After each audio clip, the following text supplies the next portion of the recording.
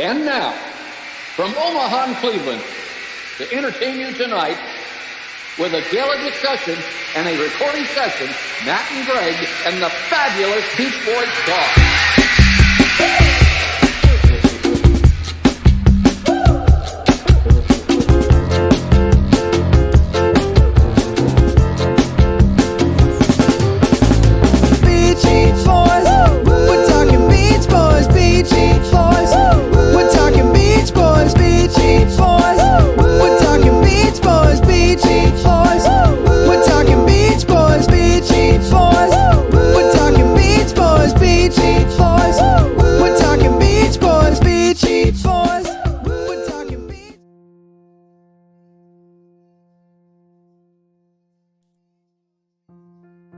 What's up, brother Matt?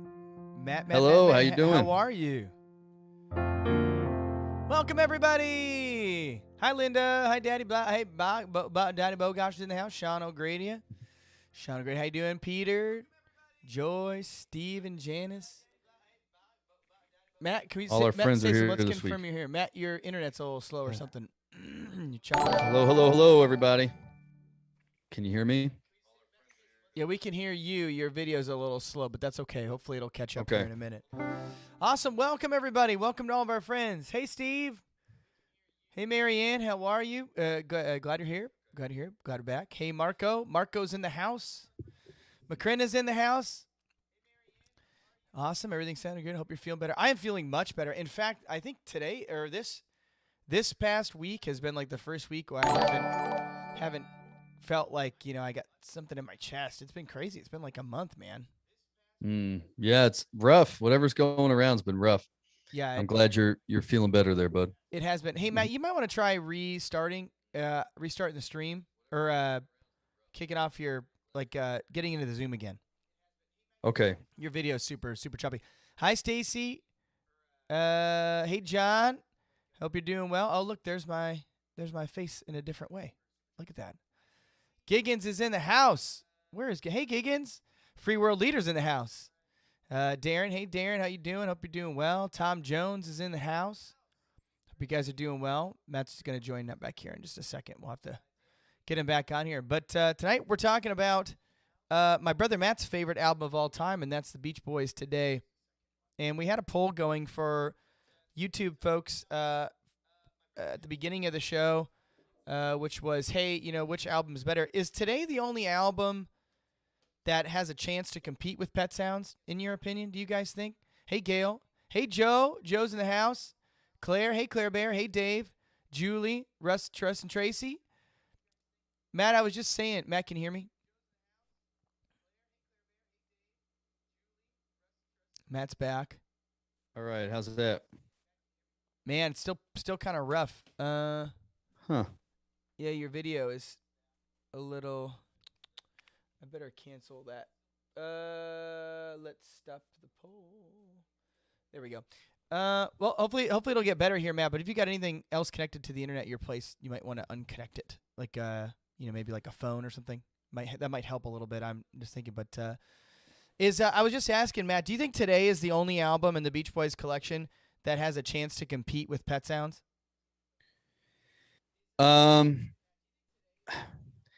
It depends on what you mean by compete, but I think musically and lyrically, yeah, I think when we put Pet Sounds up on this pedestal, I think that Today could certainly be in that conversation for sure. Yeah. Yeah, but what? Sean says I prefer Today over Pet Sounds, but then again, I prefer several of their albums over Pet Sounds. Okay, that's interesting. Yes, Today is fair competition. Hey, Jan. I kind of talked about it Danny. with you earlier. Like the analogy I used was like a basketball team. So you have Larry Bird on the Celtics. Yeah. And by stats and by sheer, clutch points and everything, Larry Bird was the best player on the team, but he might not be your favorite, right? Does that make sense? Mm-hmm. And so for me, I'm okay with considering, Pet Sounds to be the Beach Boys, opus there, but it's not necessarily my favorite album, Is it though? I mean, I don't know. Like, I think it's fair to say your analogy is kind of right, but Today in that analogy is like Michael Jordan also joined the Celtics. You know what I mean? It's like, I mean, you could say Michael Jordan. I'm just saying, like, I'm willing to accept that Pet Sounds is considered the best album, production wise, songwriting wise, vocal wise. But when I've revisited to this album, by the way, our show tonight, we're going to review this album right here, the Beach Boys 1965 Today. Heck yeah. With Giggens, Giggens, YouTube sensation Giggens. So that's kind of what we're doing YouTube tonight. Sensation. Yeah. But when to me, it's a more pleasant listen. I don't know how to explain it. I just, it's one of those things, but if you're talking technically, musically and lyrically, I think that's where it's going. I think that actually, the Today album is probably a little bit more happy than Pet Sounds. Pet Sounds is pretty depressing when you think about it, Mm-hmm. So the mood, but Brian Wilson was definitely into something then. Obviously a lot of the songs on there sound like they could have been on Pet Sounds. So yeah. I don't think they're that much different. Somebody said, hey, Hugo, I think it was Hugo. He said, it's apples and oranges, two astonishing albums. They are, but I really don't think they're apples and oranges. I think, maybe if you take away the first half of the album, but if you go to the ballads on the second half, I mean, Please Let Me Wonder could have been on Pet Sounds. Wouldn't you agree? I mean, maybe not, but no, not really. I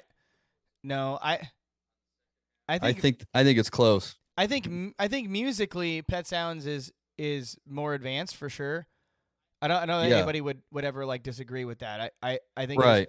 But the thing about Today that I think puts it on the same level with Pet Sounds is that Pet Sounds is more Brian Wilson's solo album, whereas I think Today is more like just this perfect synergy of Mike Love, peak lyric writing, Brian Wilson, peak music writing for the band, and then the album itself feels good. It like all the way through. There's really not a fault on it. It flows together really nicely. Whereas an album like, and I hate to say this because it's probably my favorite, Summer Days, has great songs, but it's very jankety, right? You have like a great opener, but then Amusement Parks USA, like it just doesn't fit. Whereas, Do You Want to Dance and to Good to My Baby and to Don't Hurt My Little Sister, they all sound like they could go in together.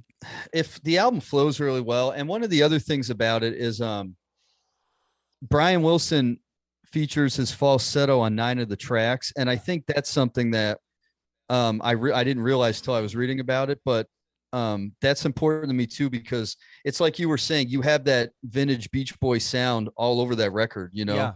And you don't get that as much on Pet Sounds. You get the grand production and you do have the complicated vocals, but to me it's like the Today album is the ultimate of that era of the 62 to whatever, Matt, and it shows a progression.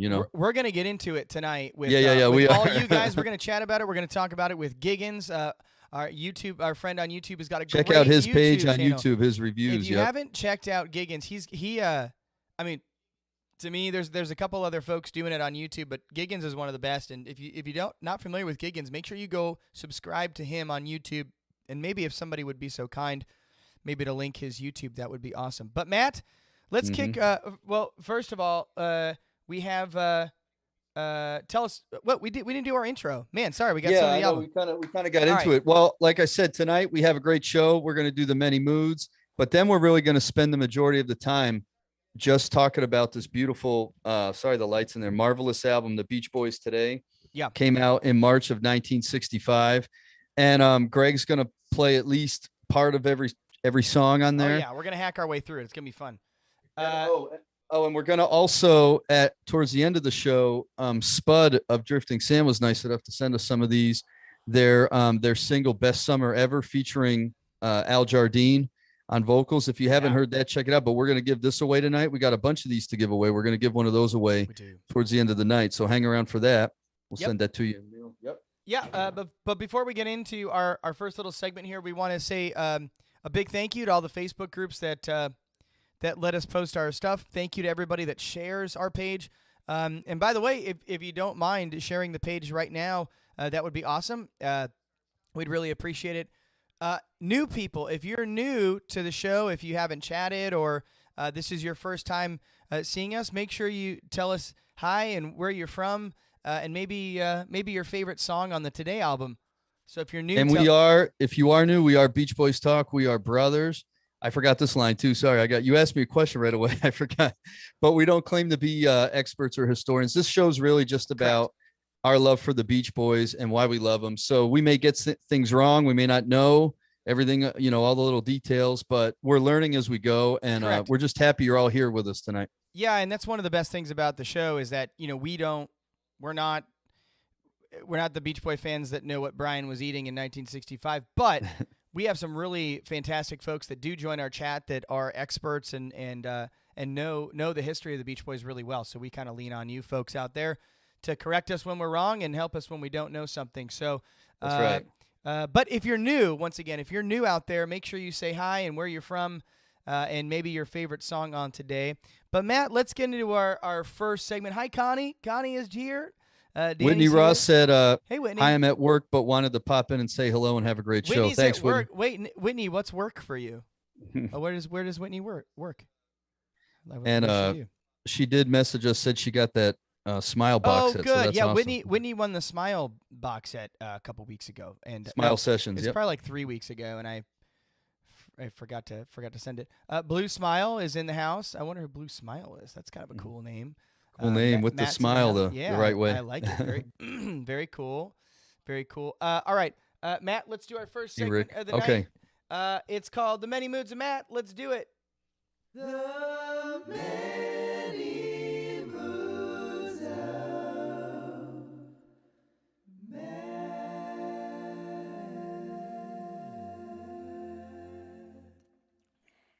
Well, tonight, first off, I'm feeling very happy to be back. We had a week off. It's good to be back here. This is starting to feel like home, on Tuesdays. But I'm also feeling very grateful. I think it was 3 shows ago, maybe. We did a Billy Hinchy memorial, and we had surprise guests. And the surprise guests were Annie Wilson Cargis, Billy's sister. She was married to Carl Wilson, and Jonah Wilson came on too, Carl's son. And it was a really, really awesome show. A lot of insight. It was such an honor to speak with both of them. It really was. It was really cool. Great people, beautiful people. But to my surprise, and I wanted to show this for tonight for the Many Moods. This is why I'm grateful and honored. Annie sent my brother and me something in the mail, so I wanted to share with everybody what was sent. So the first thing was, it was a package, and it had this envelope with it with my initials on it. Yeah. And a nice really thoughtful. A nice note from Annie. I don't know if you could see that. Mm-hmm. But inside the note were these 2 old looks like they were publicity photos for Dino, Adesi, and Billy. And here's one of them here. Yeah. Really and cool. then this one. And then on the back of it, it has, I think that's printed, but they're really, really cool, really kind of historic. She also said these next things that she showed me came right out of Billy's personal collection. And Greg, I believe you got the same T-shirts, but here's the first one. Yeah. And what's really awesome is that it's a cutoff. The sleeves are cut off on that one. Yeah, if you could see Billy wearing cutoffs sometimes. This is from the DC. I'm not sure the date. I thought it might be 1988 because the centennial of the monument was, 100 years before that, but I'm not sure. But on the back, it has all the bands that performed. Yeah, really cool. I hope I'm showing this stuff okay. Sorry. And then the other one might back up a little bit if you can, okay, Matt, so we can see a wider All right, shot. so let me show that other one again. Yeah, there you go. You can get a little bit better view of it. Okay. And then the other one here. Sorry, it was Justin. My bad. Yes, not Jonah. Justin. Sorry. And then you're fired. Yeah, I know. My bad. The other one we got was this one. Yeah, it's a really cool tour shirt. It's from Western Michigan University. Matt, can you see what you're showing? Do you know how to do this? There you go. Is that good? Yeah. Well, you can see what can't you see your own and what you're showing? Yeah. Sorry. Well, the screen I'm looking at is bigger than the one on the stream. Sorry. Okay. And then this one, you can see it says Western Michigan University versus Marshall. So Greg and I got both of these t-shirts, and she told us that they were in Billy's collection, which is really cool. Really, really cool. And then Greg and I both received something slightly different, and this is really cool. Yeah, this is the crazy. This is a Billy Hinchy tour jacket, World Tour, 1991. Yeah, show the back of that. It is so cool. And it says Billy on it, right? Doesn't it have Billy's name inside the Yeah, I'll show the tag if you can see. That's what's really cool about this. On the tag of the coat, it has Billy's name. I don't know if you could see it, but probably not. But it's on the tag here. It has his name on it. So show the back again, Matt. It's super cool.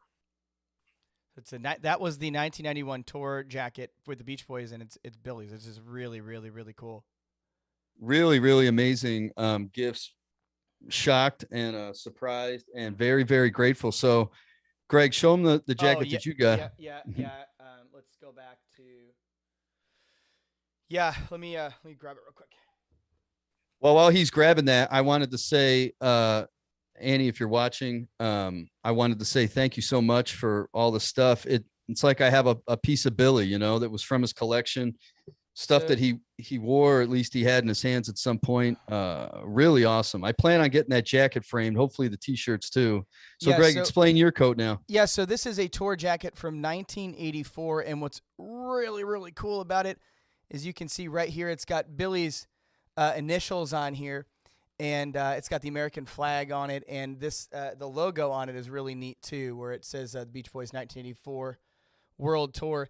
And well, it's completely crazy to have this, and it's such a thoughtful gift, and they're amazing pieces of rock and roll history, of Billy's history, but man, it just each one of these has so many stories, and we'll be able to talk about Billy forever about this, and how thoughtful he was, and how caring and sharing he was. He was devoted to his craft, his family, his friends. I just remember the stories about Annie talking about how devoted he was to his mom. And I just, when I look at this jacket, I see the Beach Boys, which is great. But I think about Billy and how thoughtful he was. And like I said, how caring he was, how devoted he was to his family. It's a really, really beautiful. And honestly too, the humility, when they were on the show, when Justin and Annie were on the show, they talked about how he never took it for granted that, for what he got to do for a living, and I think that's exemplified here by seeing all these things that he kept in great condition and everything. So again, really grateful. And I'm happy to have a piece of Billy now. So. Yeah, we were so honored to speak to Annie and have her on and have Justin on. And this is just icing on the cake that we really don't deserve. Not sure why we got it, but we are blessed, and they're in very good hands. We will take care of them and share them with as many people as possible, as well. I tried to wear one of the shirts, but you guys didn't want to see that. It wouldn't look too good. So. Matt, will you please? Hey, chat. If you want to see Matt in the cutoff T-shirt, type a 1 right now in the chat. No, come on. If you want to see, it fits you. It totally does. You put yours on. If you want to see Matt in the cutoff memorial T-shirt, vote 1 for Matt. One for Matt. Everybody put a 1. But no, in all seriousness, Annie, thank you so much. Yeah, it was just such a. They didn't have to come on the show. They were doing us a big favor, and not only that, on top of that, sends us stuff. So we're awesome. We're nobody, so it's pretty amazing to get to. Oh, Matt, we're getting a lot of 1s on there. Yeah. Yes. Come on, Matt. Go put it on. Just go try it. If it doesn't work out, Claire put 5 1s. Okay, hold on. Okay, all right. Yes. For Claire. Peer pressure. Yeah. Oh, I feel bad now, but he's gonna go put on that shirt. It's gonna be great. Yes, Taylor, I definitely wore it in the promo. I wanted to wear it. I'm gonna try and I can't decide whether or not I want to wear it for show stuff or put it or frame it. I probably should. I should probably frame it. I'm gonna go see if I can get the jacket framed. But ladies and gentlemen, for those of you that are just joining us or just kind of tuning in, Matt is going to try on a really cool cutoff T-shirt. Yeah. Oh yeah, Matt, move the microphone. Matt, move the mic. Come on. It's a tad snug around the edges. Look at that body. Look at that. Okay, this is coming off. Y'all saw it now. You don't get that body from petting kitties, am I right? Yeah, that's right. Said some lifting right there. Eating Twinkies, I think. All right. Let me get comfortable again. Hey, Hold on. Matt Taylor said, "Will I need bleach for my eyes?" The answer is yes. Oh, he didn't hear it. Anyway, so cool. I love it. Love it. Love it. Love it. Awesome. Okay. Well, hey, I think in just a few minutes here, we're going to welcome on Giggens, and we're going to get this thing started talking through the Today album. But maybe now be a cool time to give us your thoughts on the Today album. Everybody, we'll read your thoughts on where the Today ranks for you. What do you love about the Today album? What is it about the Today album? Tell us your favorite songs, whatever you want to share with us. We have 10 minutes, so type in the chat. Tell us what the Today album means to you. Why is the Today album a favorite? Why maybe is it not a favorite? What do you love about the Today album? Why we have some time. Matt, you look great. You look great. Well, if Billy wore that shirt, that's awesome. But Taylor needs bleach for his eyes. Oh, will I need bleach for your eyes? Well, probably. Yeah. No, today's one of those funny albums because, or in reading about it today, it seems to get more praise now. But it went to number 4 in the charts, and we'll talk about a little history. But I hate to use that term overlooked, but you know what I mean. When people talk about Sunflower, they talk about Pet Sounds, Summer Days, and Summer Nights, but it doesn't seem like Today gets talked about very much, and I don't know why. Yeah. Because maybe it's more it's masterful musically. I don't know why it seems like it's not as popular as some of their other albums, but to me it's right up there. Yeah. So. Barry Farrell says harmonies and song quality for sure. Mike Jackman said that She Knows Me Too Well is absolute yearning, which is a really great way to put that song, because we're going to talk about that. Yeah. And somebody on Instagram had a really, really good take on this, and I'll have to find out who said it, but I'm teasing that now, but we'll talk about it. See the Wave says the B-side slow songs are just, and then he put a smiley face with lots of hearts. So I mean that B-side is pretty flawless on there. Gail Keith says it was the Beach Boys at their absolute highest point. It oozes confidence. Man, that is true, Gail. Absolutely. I totally agree. Steve says, Please Let Me Wonder is one of the best songs ever. Could have easily fit on Pet Sounds. Yeah, Matt, I think Matt said that too. So. And how about Brian on that second half doing a lot of the heavy lifting? I mean, the falsetto part on Kiss Me Baby, he sings the lead. I'm so young, she knows me too well. Please let me wonder. You know what I mean? It's all him. And again, that's not to take away from everybody, because it's amazing. Mike Love wrote a lot of those harmonies, and the lyrics, and he sings a lot of the leads on the first half.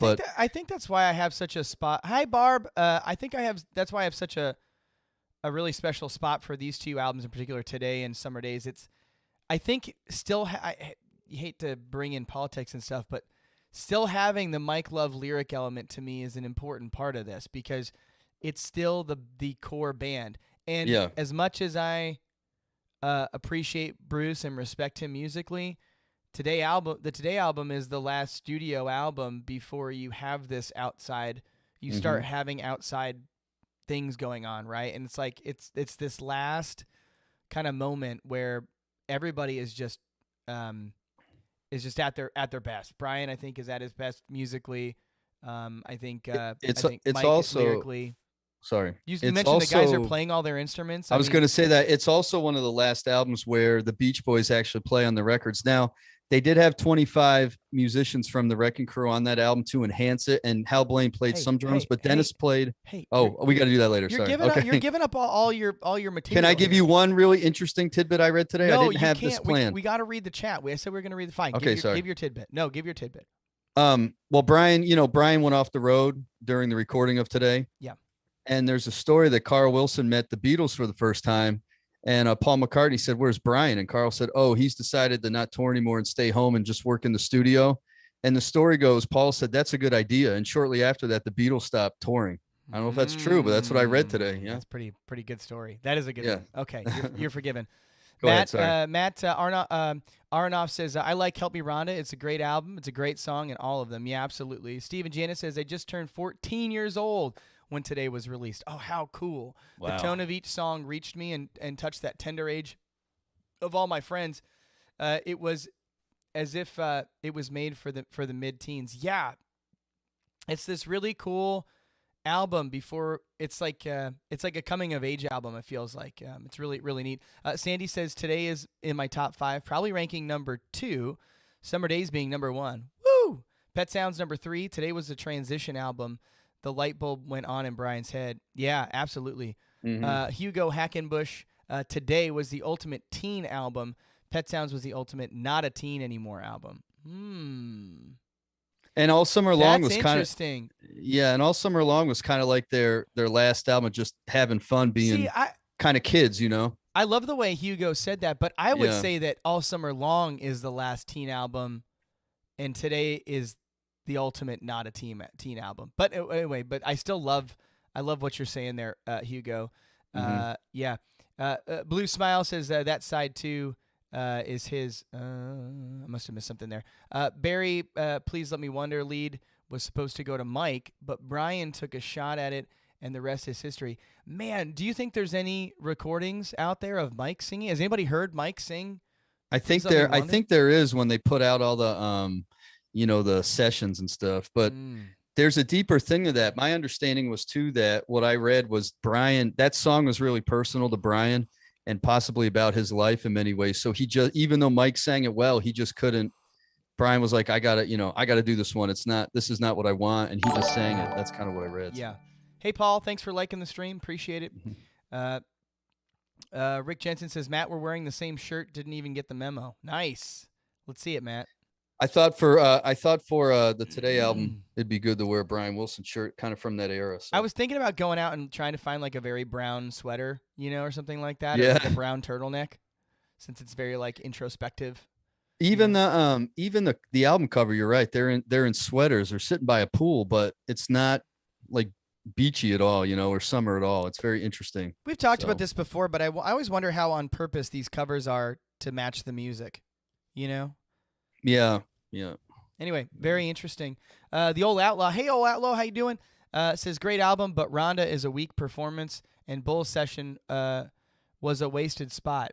Yeah, I can understand how you feel that way.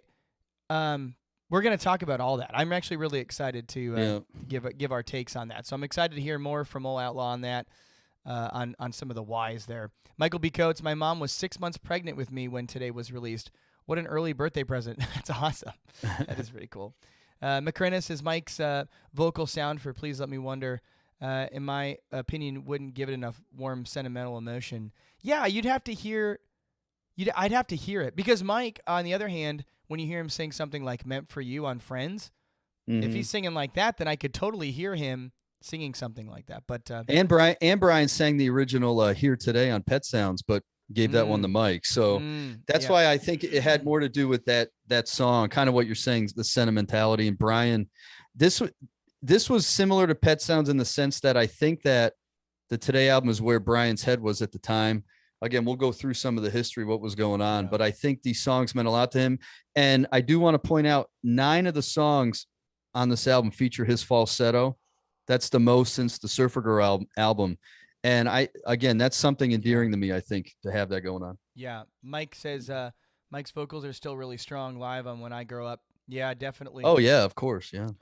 Doug says I was trying to grow up and be a man. Yeah, it seems like that's kind of the it's kind of a coming of age album. It's taking on more responsibility. It's you can definitely hear that musically, lyrically.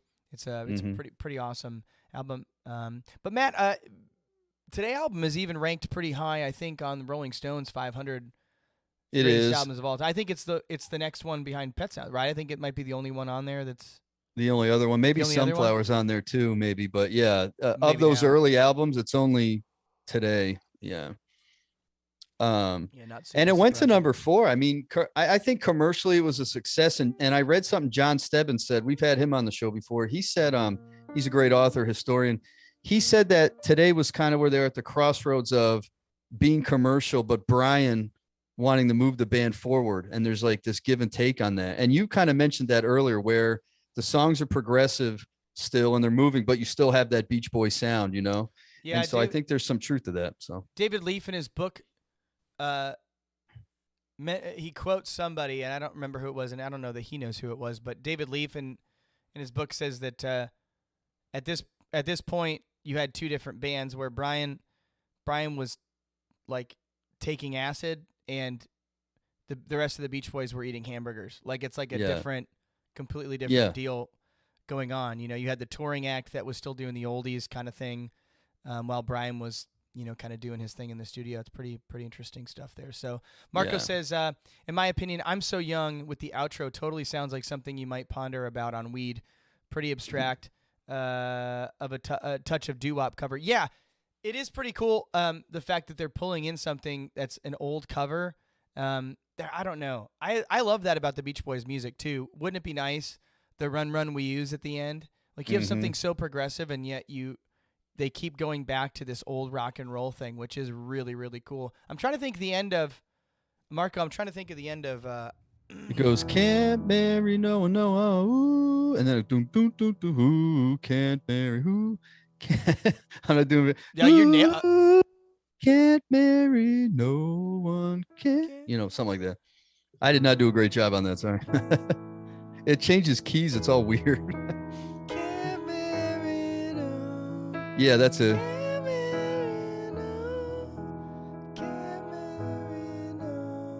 And that's really the only place where in that song he deviates from the original. But hey, Giggens.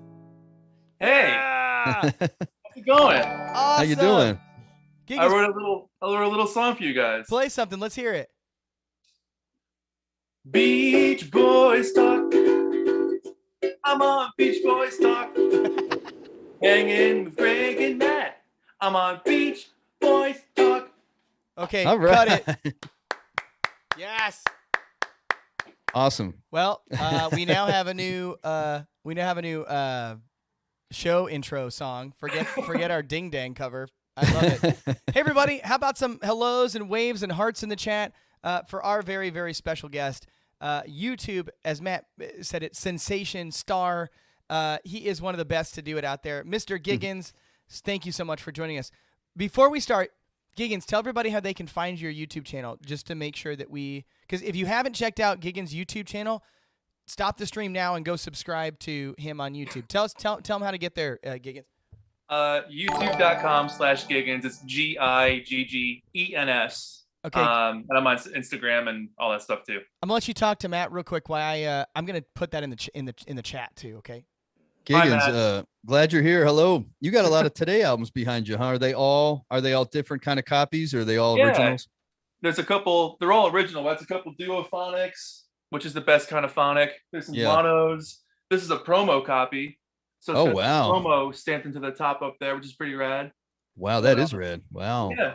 The back of it's absolutely toasted. It's someone left it in the bathtub apparently, but it's a great album. You know, it's funny you say that, because it is a good album to listen to in the bathtub, right? It might be the first Beach Boys album to listen to in the bathtub. Catch a wave, man. One more thing, Giggens, before we get into the Today album, can you tell everybody about your quest to get Still Cruising and Summer in Paradise reissued? Yeah, talk about that, please. Because we support that, by the way, 1,000%. We totally Summer in Paradise. Yeah, let's go. Oh yeah, man. Like, I don't know, it hit me recently. I was like, it's getting harder to find Somewhere in Paradise on CD. When you do find it, it's like $40. It's really expensive. Yeah. So Still Cruising is more accessible, but not as common. So I was like, if we could just get them on streaming services, that would be awesome. And my grand idea was to include bonus tracks from the era, which I thought would be really cool. Oh yeah, you know? like a twofer. Yeah. Yeah, it's really hard to find stuff. And so I started this petition on change.org as a goof, and it really just, it's been taken off. So, you know, I've got contacts to contact at Capitol. Yeah. And so, yeah, when it hits 500, which is almost there, that's going to be my, all right, let's talk to people and see what we can make happen. Yeah.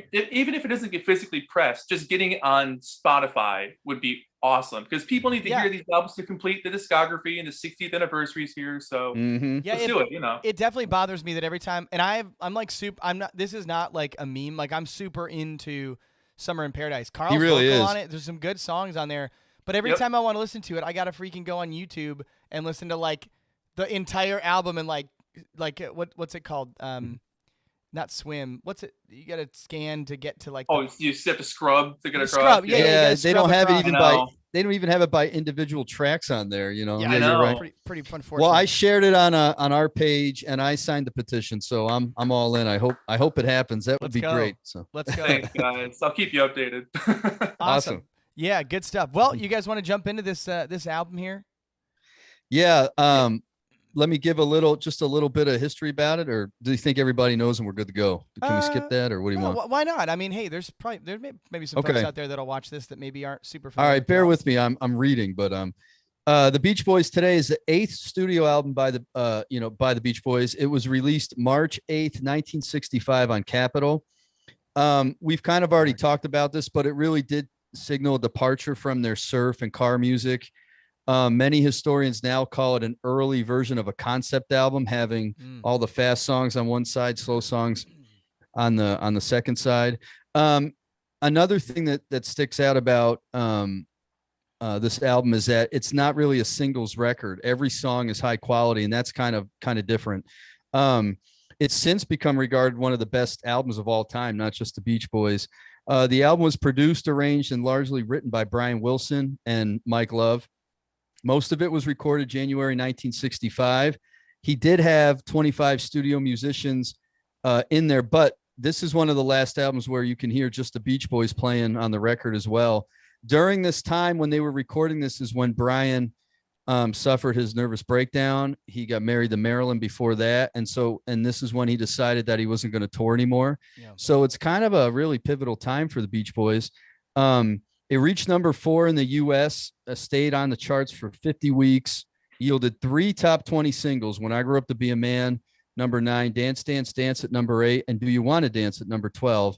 And then, of course, the re-recorded version of Help Me Rhonda went to number 1.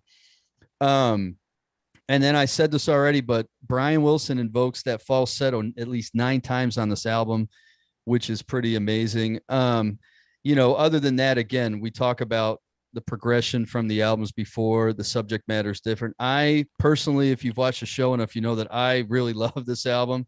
I think it's probably my favorite. Even if it's not their best, it's my favorite. And that's kind of what I have for the history. But yeah, Giggens, what are your when you think about the Today album and you're reviewing it with folks, what are some of the big takeaways for you with this record?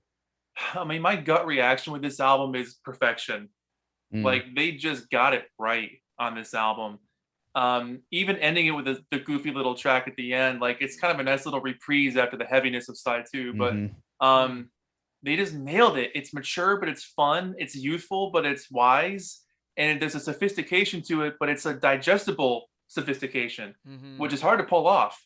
And when you got all those instruments making all this beautiful music together and not just straight up rock and roll, it's an incredible piece of work. And so whenever I think about it, I think like, wow, the work that went into this thing to make something sound so fun and joyous and youthful that's never going to get boring.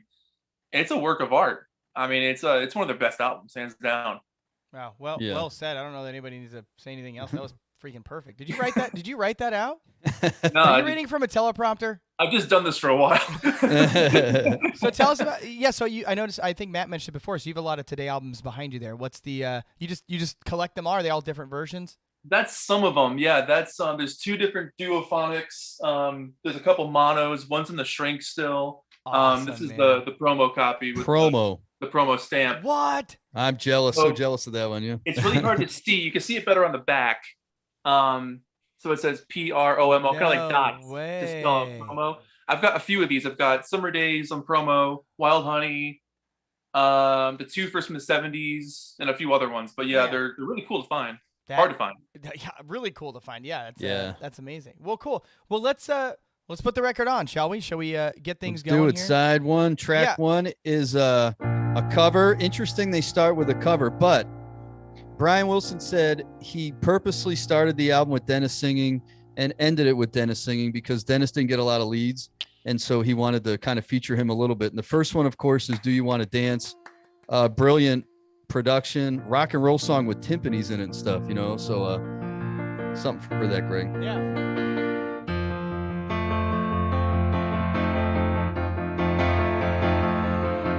Do you want to dance and hold my hand? Tell me, baby, I'm your lover man, oh baby. Do you want to dance?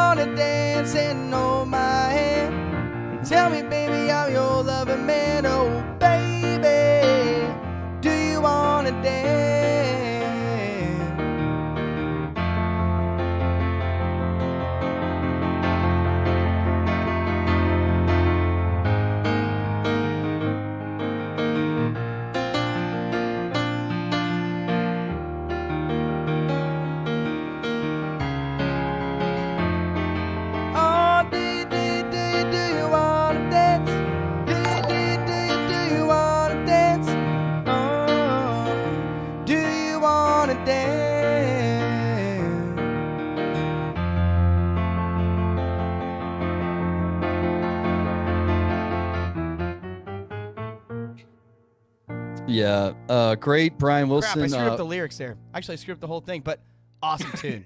Great Brian Wilson falsetto. Dennis with the lead, powering out. Hal Blaine on drums on that one. I love it. I think it's a great song. Great cover of a song written by Bobby Freeman in the 50s. Giggens, what's your thoughts on that one? It's such a groove. It's a great way to open the album. And like so many people have done that song so differently. The Mamas and the Papas version is great too. They did a super chill version of it. But this one was just like bombastic and joyous, and it makes you just want to dance. I mean, they really nailed that like I have to move feeling. And Denny's vocals are just perfect. He has got that certain roughness to it to really get the groove going. Yeah, probably Dennis's best vocal to date. Or am I wrong about that? This Car of Mine is okay, but I think probably his kind of his coming out party on this album, right? Yeah, for sure. Yeah, good stuff. So what do you got? Any thoughts out there on Do You Want to Dance? Matt, you kind of mentioned that Brian said something or quoted about having Dennis on this album more. Right? He said he purposely opened the album with Dennis and ended it with Dennis because Dennis didn't get a lot of leads and wanted to feature him more. So if I am correct, and maybe somebody can correct me, Giggens, you might know this, but my understanding is this was recorded at it's either Western or Gold Star, the one that was Phil Spector's studio as well. And I think you can hear that in there, that wall of sound stuff and whatever. But he always wanted to make Phil Spector records, but it's just that one especially, it sounds like it has so much going on, but it's not too much. Sometimes you can get a lot of too much going on with instruments and everything, and there's a lot going on there, but it's just, if for a rock and roll song, the amount of stuff going on, is pretty neat. Yeah. And I can't play this right, but the guitar solo on this is awesome. I love the chord. I purposely played it because you have the that's not right. And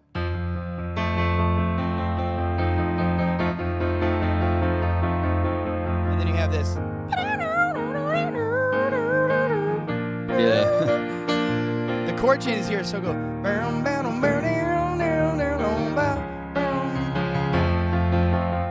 It's so cool and amazing chords. Yeah. Some really, really nice changes there on this this bridge / guitar solo. It's super, super, super cool. Yeah, I love it. Are we gonna rate them tonight, Greg? Should we do that? Yeah, we should totally rate them. Yeah, like so we do on our that's albums, right. I forgot we do this. So everybody out there, where do you rate 10 being this is a banger, this is a absolutely perfect song, 1 being hot trash? Where do you rank Do You Want to Dance? So everybody's got to put a 1 through 10. Where do you think? And decimal points are okay. So if you think it's like an 8.6, you can totally do that. But Matt, where do you rank this one? Oh man, I to echo what Giggens said, what an opening for an album, especially after all summer long. I mean, you had, I Get Around open that album and then all summer long, but the sound on this album is very different. It sounds more mature, more sophisticated. Mm-hmm. And I can imagine if I bought it at the time and I turned that on, I'm like, wow, that sound. So I give it a solid 9 for rock and roll song on today. We got a lot of 10s out there. I give it a 9 for sure. Harley Pinson gives it an 8. Let's see. Stephen Janis 10, Gail 10, Marion 10. Monza gives it a 10, Claire a 10. There's nowhere else to go but up here.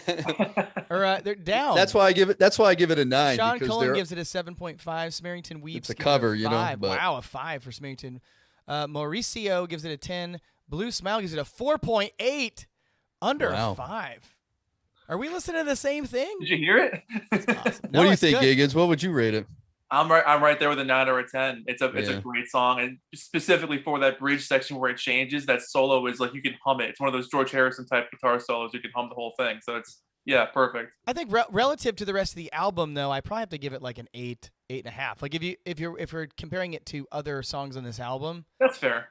Yeah, maybe that's what folks are doing it there. Patricia, absolute 10. John Butler gives it a 2. Come on, John. There's no such thing as a 2 in the Beach Boy catalog unless it's the TM song from what album is that?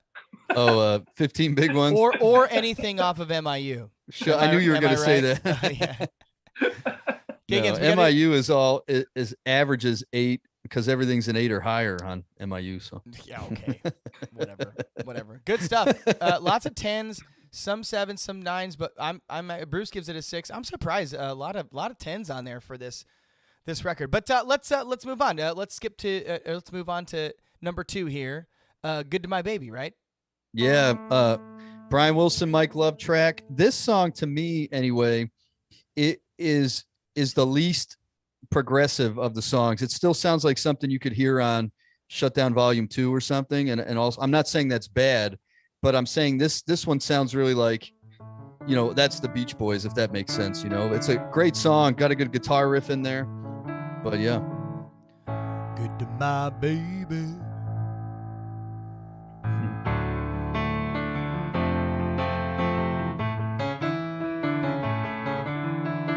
They think I'm bad and I treat her so mean, but all they know is from what they've seen.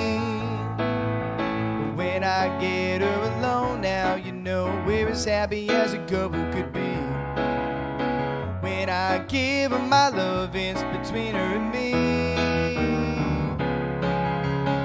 She's my girl and I'm good to my baby. She's my girl and I'm good to my baby. And I know she's happy with me.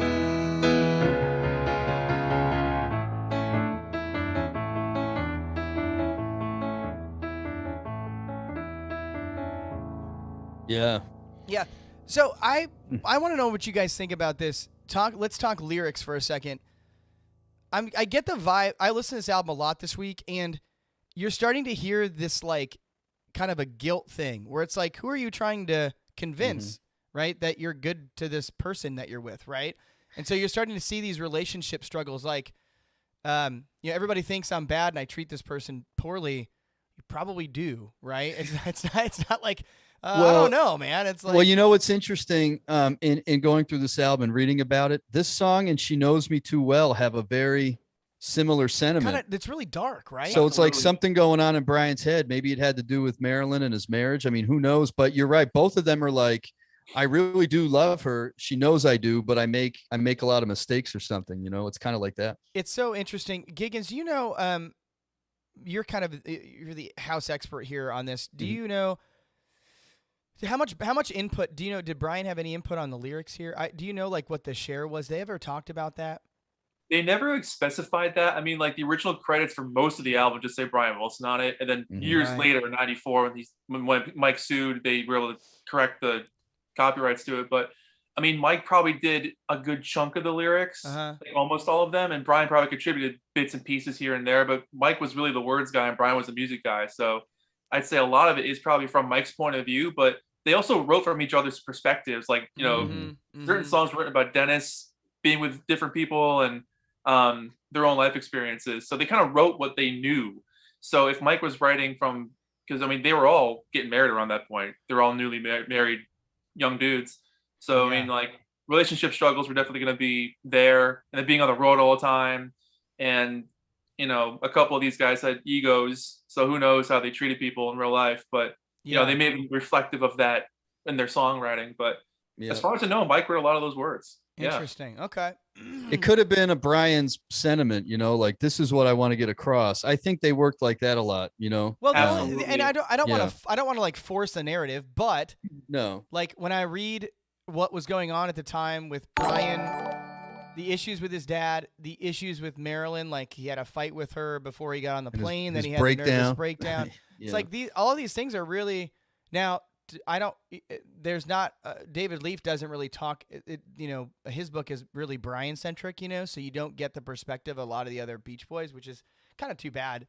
But like you kind of wonder what Mike was going on with Mike at this time. But it sure seems like a lot of this stuff is close to what you read about what was going on with Brian at the time. So interesting stuff. Matt, where do you rate Good to My Baby? Well, I don't think there's a bad song on this album, but because it's such high quality, again, I think this song is a typical Beach Boys, not filler, but just a solid song on an album. I give it an 8. I think it's the vocals are really cool. So, good guitar riff, probably an 8. How about you, Giggens? Probably a 7 or an 8. I mean, it's one of the earlier ones they had for the album. Yeah. And okay. It's funny because like if that had been on what was it, All Summer Long All before this Summer one? Long, Yeah. yeah. Yeah. It would have been like a knockout, one of the best songs on the album. You're probably Yep. right But about that. when you put it on today, it's like, it's good, but it gets gooder, you know? Yeah, it Yeah, does. exactly. Exactly. The only thing that bothers me about Good to My Baby is it seems like, oh, this was a question I wanted to ask you guys. Okay, sorry. I have a couple things in my head. It seems like the performance on this is kind of lacking. Like intonation wise, and I know she's happy with me. Like they're not super in tune there. It doesn't seem like, just a lot of it doesn't seem super together, as clean as maybe When I Grew Up to Be a Man. So brings me to my next question, and I'd love to ask Al Jardine this, but do you guys think, or do you know, was there like a very focused difference between, like when they were recording these songs, were they ever told before the recording session that, hey, this is going to be a single, and hey, this is not going to be a single? And then when they were told, hey, this is going to be a single, they're like, well, whatever, we'll sing like crap on this one. Not try as hard, yeah. Nobody's going to hear, because there does seem to be, like, if you listen to this and then you listen to When I Grew Up to Be a Man, there is a humongous difference in quality of performance, of intonate, like everything about it. Do you guys know anything about that? I mean, from what I know, Brian would know if he had a single on his hands and expect nothing but perfection. But they were also in a time crunch. They were touring. Whenever Brian got the guys in the studio, he'd get them in there, use them as fast as possible. So for as much of a perfectionist as he was, there's going to be a hiccup here and there just because they're human beings and this is before computers. So, I mean, yeah, when you hear like When I Grew Up to Be a Man or the single version of Help Me Rhonda, there's a different level of expertise there that's, I wouldn't say necessarily missing from album tracks, but the focus is on something where Brian was like, this is really good, like better than what I've done already, you know? Yeah. And I think too, you mentioned this, but I believe, again, I could be wrong. I want to be careful with my history, but I'm pretty sure Good to My Baby was recorded before his breakdown and before he made the decision to stay home in the studio. Yeah. So again, you could hear some of that. He felt more rushed. He felt like they had to get product out, but then when he got back, he had more time to be a perfectionist, didn't have to worry about leaving, and stuff like that. Well, and I may be thinking of like answering my own question here, in that like I listened to something like She Knows Me Too Well or Kiss Me Baby. Like those songs, clearly I don't think either of them were singles. Am I right about that? She Knows Me Too was a B-side. Yeah, okay. B-sides, okay, so maybe they were. All right. Because I mean, those are, to me, those are pretty those are perfection. Like they're not singing out of tune on anything. Brian's falsetto is perfect. The production's perfect. There's just such a difference between some of this stuff and like Good to My Baby or Don't Hurt. That's what I'm getting at, though. I think that his mentality changed when he finally had that burden of not taken from him, not having to go on the road, and he was able to devote more time in the studio. I think that's probably part of it. Again, it's all speculation, but that's what I hear. If you hear the songs recorded after versus the ones before, it seems like there's quite a difference there. Yeah. Yeah, there were only a few that were done before. Yeah, it's like 4 of them, I think.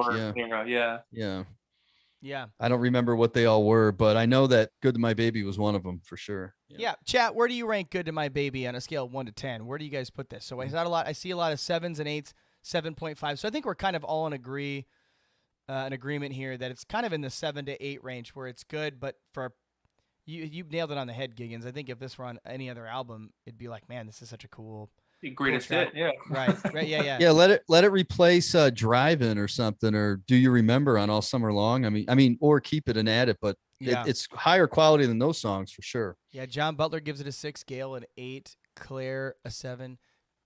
John, you give this a 6, and Do You Want to Dance a 2? Come on, man. We love John. Mauricio gives it a 7. Joyce gives 7.5. Samaritan gives it a 6. Zeb gives it a max 5. Max 5. Wow. Mike Jackman 7. Sean gives it a 7. Okay, yeah. So we're kind of hanging out in that 7 on range. On this album. I could see you giving it a 5, though, if you're just comparing it to songs on the album. But, yeah, I can see that. Yeah. It's still good, but the third track on the album is Don't Hurt My Little Sister. Brian said in his 2016 biography that it was Brian Wilson was trying to write it from the perspective of one of the sisters telling him not to treat another one of them badly. A lot of historians say part of it was about just the conflict he had because he loved like all the Marilyn sisters, Yeah, this is a weird one too. Yeah, he wrote the song for the Ronettes, submitted it to Spector. Phil Spector changed it to Things Are Changing for the Better.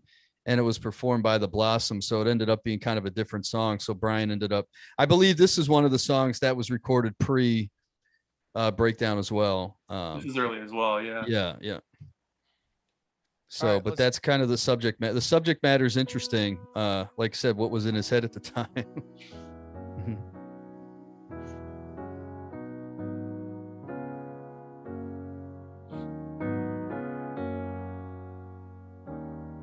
Man, I don't. Okay, I don't know if you guys. Well, probably not. But I get Good to My Baby and Don't Hurt My Little Sister. They like they mush together. Yeah, they do. I'm like, Absolutely. I have to make sure I'm not playing Good to My Baby. Don't Hurt My Little Sister. No. There she goes. She ran in her room. She'll probably stay there the rest of the day. That's it. Something she said. That's it. Yep. Well done. There she goes, she ran in her room. She'll probably stay in there the rest of the day. It sounds like it must have been something you said. You know she's all but used to getting away. Well, why don't you love her? Tell her you miss her. Well, why don't you treat her? Treat her nice. Her my little sister, don't hurt my little sister, don't hurt my little sister. Okay, so one thing I want to point out on this song is you guys hear this as well, right? Her my little, wish they all could be California girl. Her my, Yep. wish they all could be California. It is the exact same chorus. It's recycled. That breaks That's my heart. mind-blowing. California Girls is, He's like, I can do that one better. Let's do it again. Yeah. Well, Good catch, Greg. Good catch. Well, yeah, but I mean, I think that's pretty common with a lot of songwriters Yeah. that they kind of recycle some things that, like Giggens said, you can do it quite a bit better. I could have played that a lot better, but I really like this song. It's probably grown on me more listening to this album. What do you guys think about Don't Hurt My Little Sister? Well, I just want to clear something up. I was talking about Marilyn's sisters when Brian said he wrote it from their perspective. Of course, he didn't have any sisters. He's talking about one of Marilyn's sisters talking to him about how you're treating my sister. I think I don't know what you call it, the first part, the verse, there she goes, is really rocking, but it loses me a little bit in the I don't think the chorus is very strong. It's almost like he didn't know where to go. But his falsetto in that song is awesome. The why don't you? It's really good. So, but I would probably actually rate this one a 7 because I don't think it's as good to My Baby. But again, it's not a bad song. It's just compared to all the other rockers on there, and like I said, I just think it's wanky in the middle, in the chorus part. Wanky? Is that a word? If that's a word, I don't know. It is now. Wanky. All right, Giggens, your thoughts? I'm about the same, man. Like, I'd probably give it a 6 or a 7. Like, it's a good song, but it's probably my least favorite song on the album. Yeah. Like, it's catchy, but it's also just it's lacking a little bit of that spark and that magic that the rest of the album has, Yeah. But again, if it was on all summer long, it would have been like, wow, this song's incredible. But it's like, oof, I know what's coming next. It's one of those things. Yeah. Yeah, but I don't understand. That's why like I said, I would kill to talk to Mike or Al about this and ask them, like, what was because it's a cool song, and the chorus, Matt, you said it just doesn't hit, and Giggens, you said it like doesn't have that spark. Like, why doesn't Brian's falsetto completely scream in that chorus, right? But instead the vocals are like really they're almost dull, It's like It's a bit tired. Yeah, tired. Exactly. It's like, yeah. So it makes me wonder. They may have been. Who knows? Hey, Matt, wanky's a bad word in the UK. Just an Oh, FYI. sorry. You're not allowed to say wanky. Well, I think what you said, Greg, though, or you played it, the dun, dun, Thank you, Claire. dun, the dun, dun, dun, dun, dun. I feel like they could have brought that out a lot more and made that more of a theme of the song, And they don't. It's kind of buried a little bit, Yeah, that part. And that sounds like a Spectre thing, Yeah. So I just feel like they could have done a lot more with it. And it was one of those songs that was probably put together like, hey, we got to put this on it. We need that stuff for an album, you know? Yeah, we need 12 songs. What you got? Yeah. And then again, I think his mindset changed once everything kind of happened. But yeah, and lyrically, it doesn't super match like the rest of the things going on. You have this like introspective, like emotional stuff, like "Good to My Baby," "She Knows Me Too Well," and then like, "Hey, don't hurt my little sister." It's like doesn't really super match with the rest of the album. But yeah, still good though. Still good. Oh yeah, exactly. Still an upgrade from some other filler tracks on albums. So. Yeah. All right, we ready to move on? Yeah, sorry. Some of these tunes I'm like trying to battle between not being able to sing super high and like so I'm trying to put them in keys where it's like but we'll get there. We'll get there. Well, the next one is might be my I think in a show a couple of weeks ago, I said this was my favorite song on the album, and I think I'll stick with that just for so many reasons. One of the biggest reasons, I love the lyrics, I love the harmony, Brian Wilson's voice, and I love the fact that Dennis is playing the drums on that. I mean, it's some killer drums on that song, and that's all him. And this was one of the singles off the album. That's When I Grew Up to Be a Man. Great song. So, all right. When I grow up to be a man, will I dig the same things that turned me on as a kid? Will I look back and say that I wish I hadn't done what I did? Will I joke around and still dig those sounds? When I grow up to be a man, will my kids be proud or think their old man's really a square? Is that right? 18? It's the third verse, but wait, yeah. Wait, what's the second verse? Will I look for the same thing in a woman that I dig in a girl? Will I settle down fast or will I first want to travel the world? 18. Now I'm young and free, but how will it be when I grow up to be a man?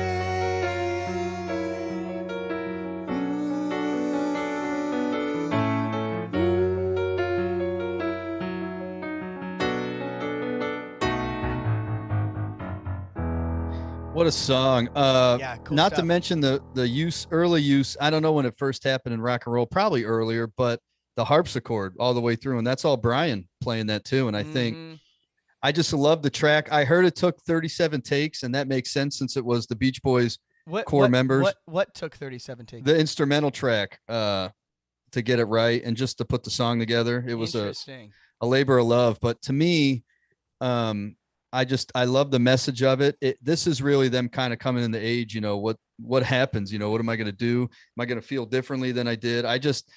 Whatever lyrics Mike Love wrote in that song, like we said, we don't know for sure if he wrote them all they're brilliant. I think it's great. I give that song a 10. I'm going with a 10 on that one. 10. Giggens, thoughts on When I Grew Up to Be a Man? Yeah, I'm right up there too with a 9 or a 10.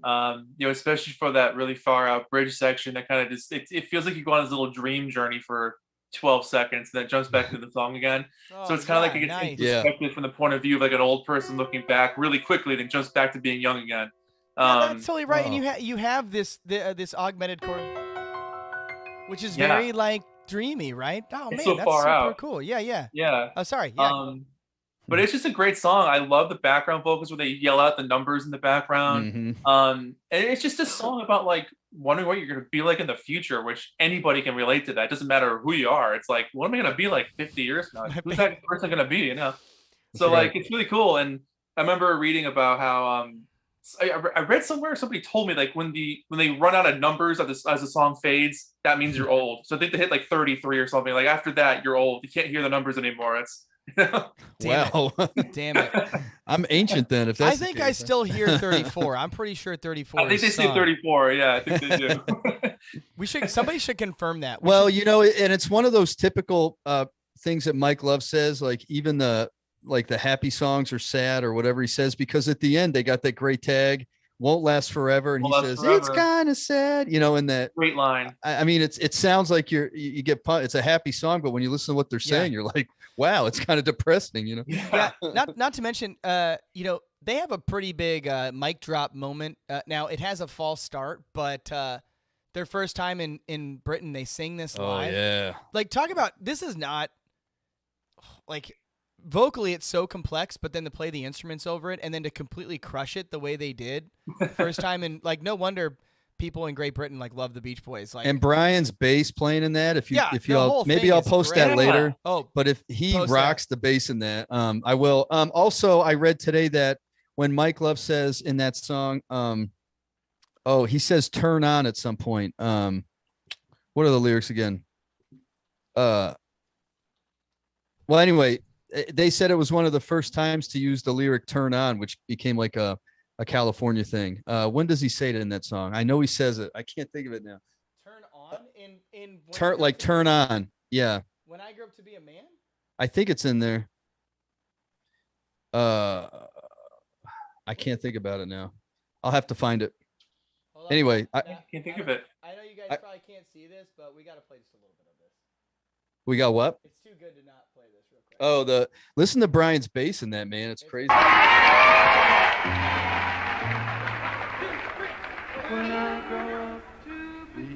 Oh man. When I grow up to be a man, Maybe it's not this song. will I dig the same things that turn me on? Oh, it's no. Oh yeah, he says, "Well, I did the same things that turned me on as a kid." That's what they were saying. That phrase, "to turn on" or "turn me on," they said that was not used in songs at the time. That's a little tidbit, but I didn't know that was even important, but it was mentioned. So I believe it. That was pretty early for that term. Sorry, I know you Yeah. guys can't hear it. I was playing the When I Grew Up to Be a Man. oh, sorry. Oh, sweet.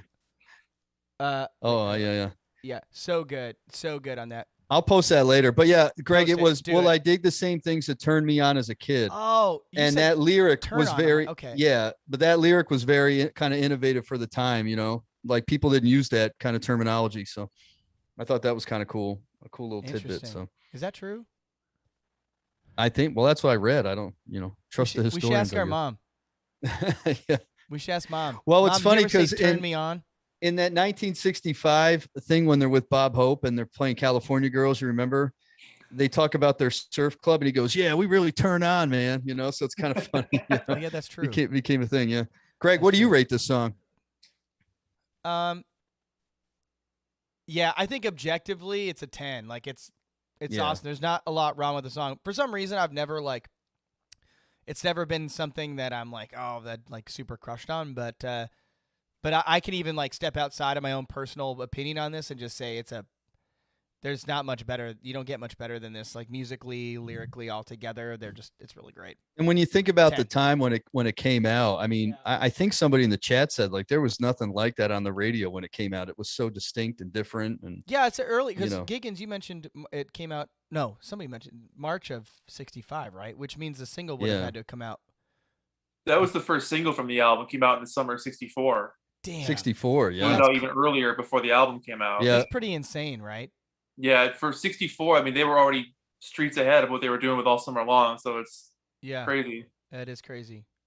And got to give props to Dennis for that drumming on there because he didn't play like that live. But when you really listen to that, it's really tight and concise and He awesome. was a great drummer, man. I will always defend Yeah. his drum style. He was awesome. Yeah.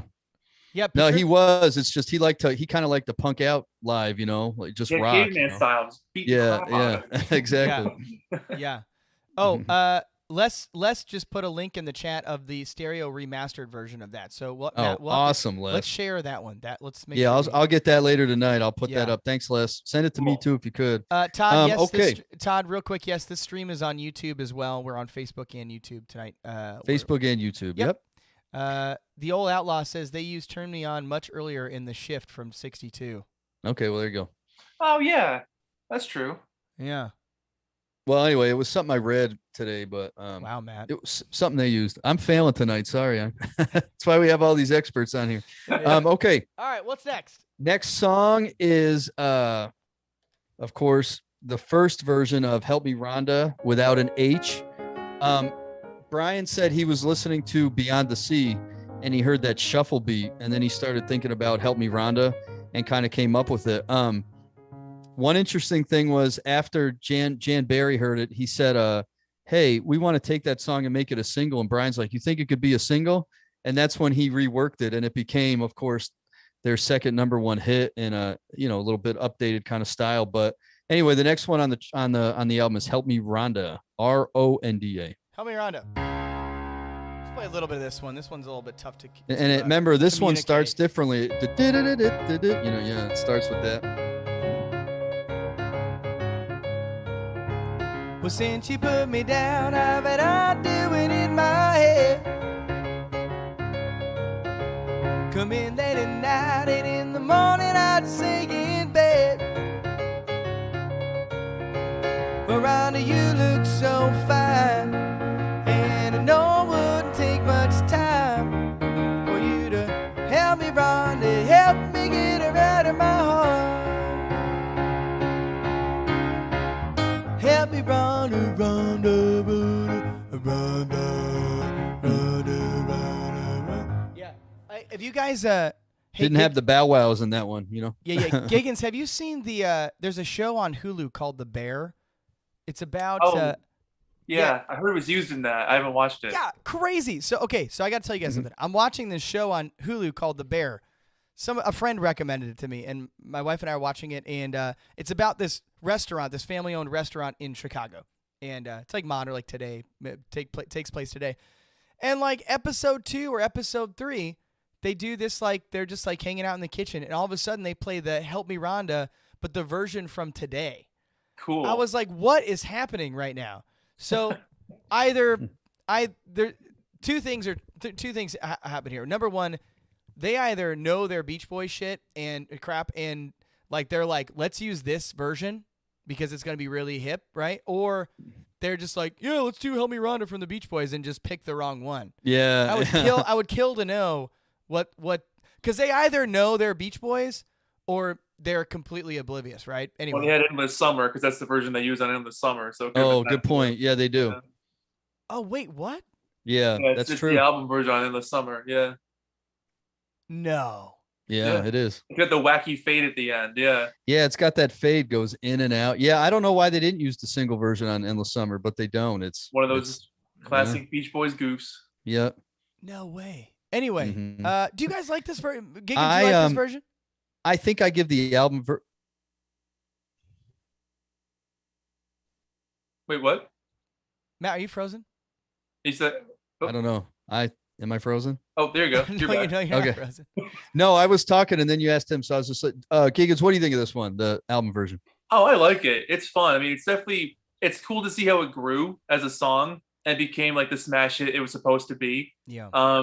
Because I remember reading somewhere that Brian was like, he liked how it was recorded, but he knew he could do it better. So like when the Jan Barry thing came up, he was like, yeah, I could do that one better, can't I? Because like just for that first line alone, since you put me down, I've been out doing it in my head. What a bizarre way to start a song. What a weird, wacky, line.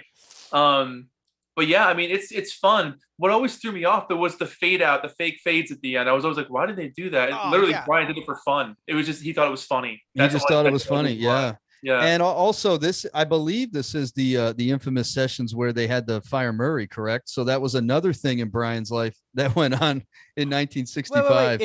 It's this. I think it was the Help Me Rhonda sessions sessions. Or the summer. I thought it was the summer. I think it's the Summer Summer Days. Nights one because it was. Oh dang! I got everything wrong. 65. Yeah, 65, right? Yeah. it was summer '65 when they were doing that one. Yeah. Okay. Wait, but, no. I think no. I thought it was the album one, but I could be wrong. Okay, It hold might on. be. I can't remember either right now because I know that was the first song they were doing for Summer Days was the single version of "Help Me Rhonda," which would have been. You'll see. No, Today David- went in March. These Was it albums were April? both 65, depending on Well, David when this one was recorded. but- David Leaf's timeline is before Summer Days because Brian had his breakdown and his dad was still in bed for like 5 weeks or something during that time because he was so upset that they fired him. Oh, wait, but that doesn't necessarily mean that it wasn't because they brought him back maybe? He was around. Like he was around at that time. I can't remember if they fired him exactly in 64 and he just hung around and then they completely got rid of him in 65. Okay, we Yeah, I need don't know. help from the chat. Chat experts. Boys are back and forth on that one. Yeah, I don't know. I guess I always just thought it was the album one, but I'd have to check up on it. But I love Al Jardine's vocal on this, and I wonder what y'all think about this, because I actually think his vocal's better on the album version. They're both good, but it was, of course, the second song he ever sang lead on a Beach Boys album, and I think he was jumping at it or something, because he's got that rasp in his voice. And he sings the "Get Her Out of My Heart" part instead of Mike, which I like. But as an overall song on here, I probably give it about an 8. Giggens. So.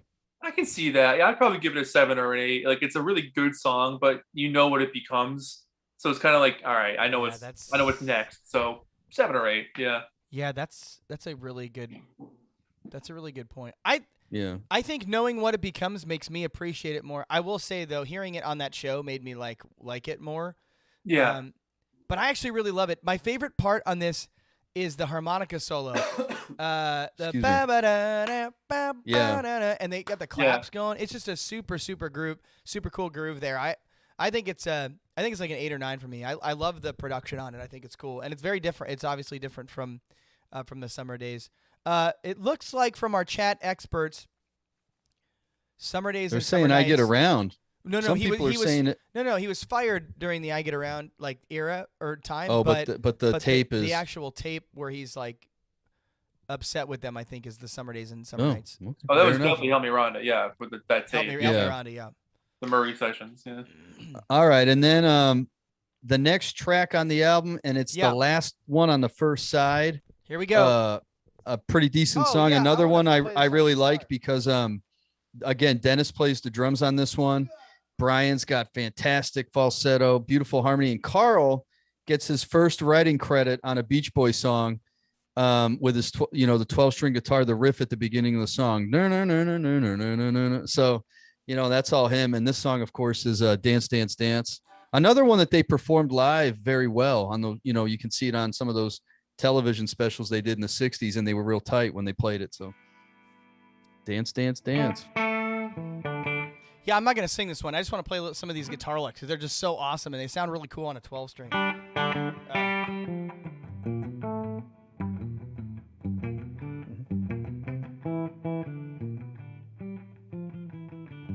Yeah, it sounds really cool.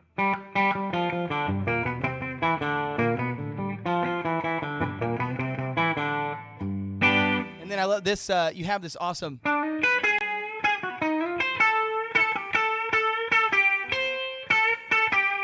So good. Yeah, it's such a yeah.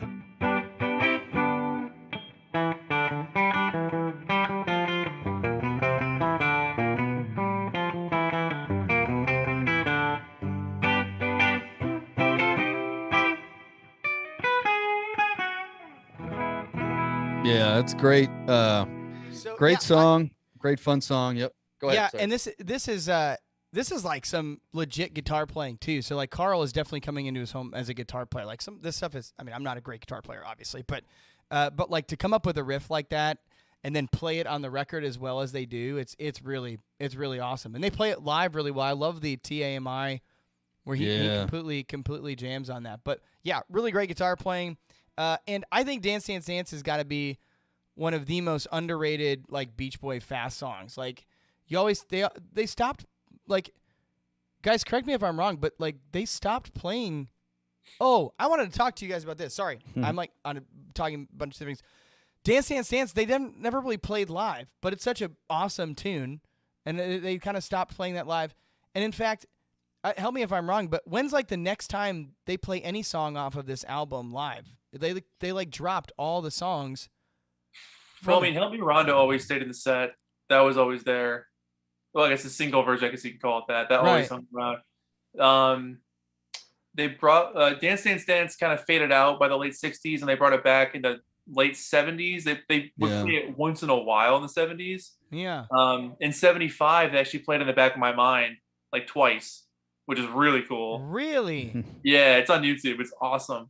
I know there's like a 68 concert on YouTube where they do like they put "Please Let Me Wander" in a medley of slow tunes. Yeah, it's on that France concert. Bruce sings Bruce it. sings yeah. it. It's awful. Mhm. But Yeah, they brought that back for a little while too. It's Yeah. it's really bad. Yeah, but yeah, I always thought it was weird that you didn't hear "Dance Dance Dance More" as like one of their closing big tunes, because to me it's up there with like "Fun Fun Fun" and "I Get Around," and yet for some reason it just doesn't. I know that Brian, when he came back and toured early 2000, it's a staple. Played like every show. He loves it. So it came back then, and they played it at the 50th and stuff. But yeah, you're right. There was years and years where they didn't touch it, or when I grew up to be a man, for that matter, that performance that we were referring to earlier is so good. I don't know why they couldn't do that in concert, but or didn't also want to. really cool use of the triangle here.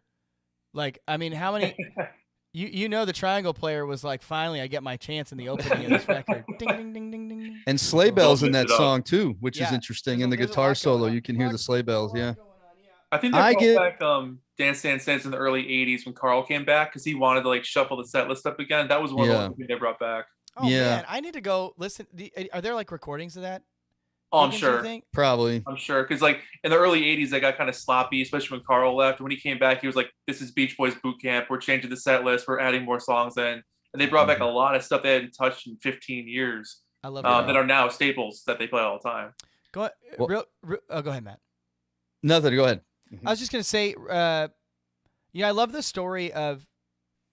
We're talking about Carl for a minute. I love the story of Brian telling all the guys that, hey, I'm gonna stay in the studio and not tour anymore. And like, the story is that Mike had a couple tears. Al was crying and felt sick to his stomach and like was like getting sick or whatever. And Carl was just like whatever, like just emotionally calm, cool, Peacemaker. and collected. Like he's like, all right, like this is just how it's gonna be, And I just think that's a really neat story, because at this point in your life, you're in that. I feel like you're probably in the moment where you've had enough success where you've let every other plan B and dream go, but you're not at a point yet where you could probably like live off that. Yeah. And they're probably like, well, what the hell am I going to do now? Brian's not like the band's over, And so Al's probably like, oh man, I should have been a dentist. Like this was a mistake. Like he's feeling sick to his stomach, but Carl's like, no, everything's gonna be fine. We're going to keep going. And I always loved that story. Yeah. He was the one that kept that band together for so many years. Oh yeah. That's right. No doubt. That's right. Blue. I probably give that one if I'm rating it though, I give it a 9. I think it's up there. I think it's on the first half of the album. It's other than When I Grew Up to Be a Man, I think it's the best song. So I give it a 9. Nice. Yeah. I'm right up there with you guys. Like it's some of Mike's best lyrics on that one. After 6 hours of school, I've had enough for the day. Hit the radio dial, turn it up all the way. What an awesome line! Like everyone has that mentality of like, this school sucks. Let's get the hell out of here. Like turn the radio, the burgers. Like this is awesome. School sucks. Have you ever heard the early version? They recorded a version in Nashville that was supposed to be the one they were going to use. That was the first one, right? Yeah, but then the lyrics were changed after that, and then they kind of got the extra musicians in. I'm glad they did. Yeah. Thank God. Yeah, it was a real weak kind of song. Yeah. Yeah, it was. Yeah. Yeah, Dance Dance Dance has always been a favorite of mine. I think it's so good. It's so good. But we flip over to the other side, which might be the best side of any Beach Boy record ever. I mean, what Beach Boy side is better than this collection of songs here? 2-3 weeks ago we did a poll in our group chat, and it was like, what's the best sequence of songs on a Beach Boys album? And this particular sequence here was the one that had the most answers. Please Let Me Wonder, I'm So Young, Kiss Me Baby, She Knows Me Too Well, in the back of my mind. I mean, it doesn't get much better than that, So I mean, it really doesn't. They just flow all together so well. Very conceptually they do as well. But the first one is Please Let Me Wonder, and we talked about this earlier, where Mike sang the original vocal and then Brian decided to do it. But again, what a song. So Greg, looking forward to hearing this one. Oh yeah, you're gonna love this. Now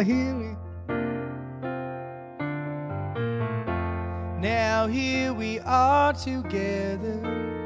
This would have been worth waiting forever. I always knew it'd feel this way. And please Please forgive my shaking. Can't you tell my heart is breaking? Can't make myself say what I plan to say. Baby, please let me. If I've been the one you love, if I'm who you're dreaming of, wonder.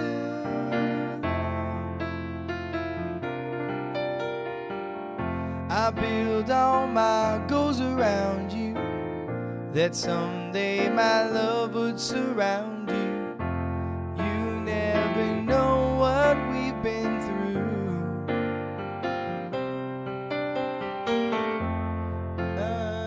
For so long I thought about it, and now I just can't live without it.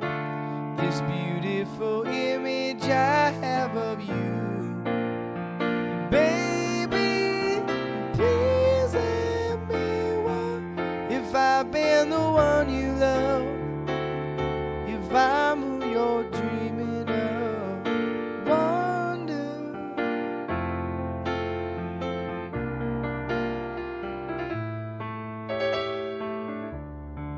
Yeah.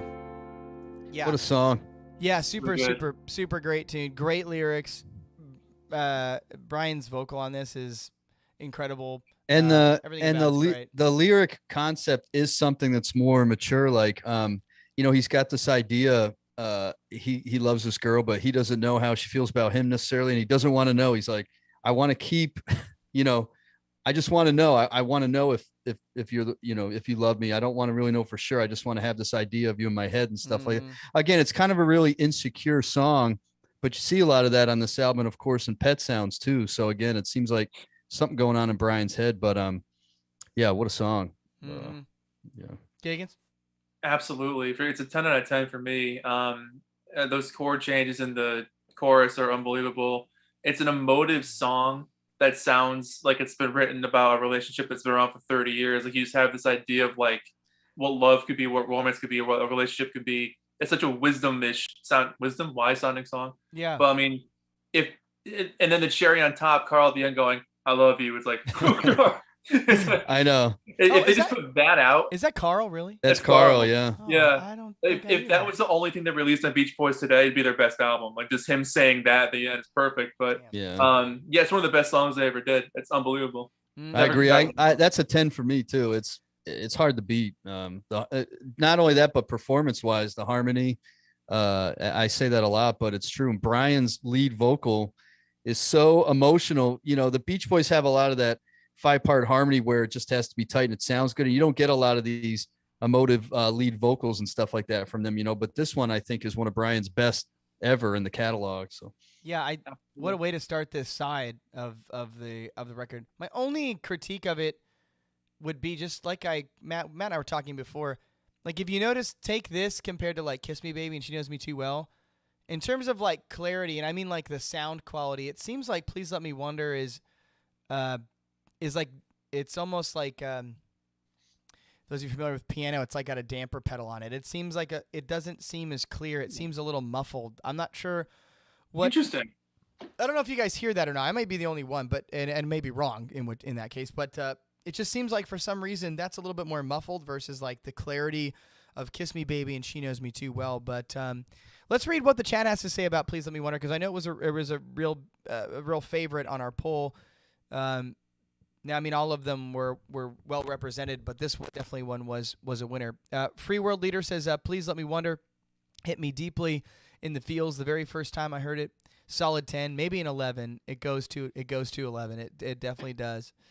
10 for Stephen Janis, Russ Tracy 10. Patricia gives it a 10. Please let it be a 10. Abby just joined. Hi, Greg, Matt, and Giggens. Hi, Abby. Everybody, hey, Abby. Say hi, Abby. Hi, Abby. See the Wave, the live cut from the American Band documentary is great. Yeah, I love when they sing that on. Is it Ready Steady Shindig? Maybe. Yeah, he's singing over the track, but he's singing live. It's pretty cool. Yep. Hey, by the way, if anybody wants kisses and hugs in your email, it looks like, go ahead to 69mega.com. Everybody go ahead and head on over there. Sponsored by video. Yeah, maybe don't do that, huh? I don't even know how to get this off of here. Who even? Does Yeah. that? We'll see a lot of 10s in the chat. Russ, Tracy, Patricia. Yeah. Oh, you read those. Yeah. I just think, again, it's really an odd, when you listen to the lyrics of that song, they're just really, really odd. Again, really just, he's just kind of wondering about everything. And it's just kind of fascinating to me. But, wait a minute.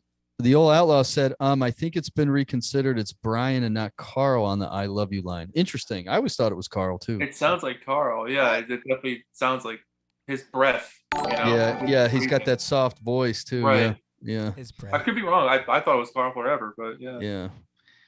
All right. The next track on the album, as we go through the Beach Boys today, 1965, is a cover.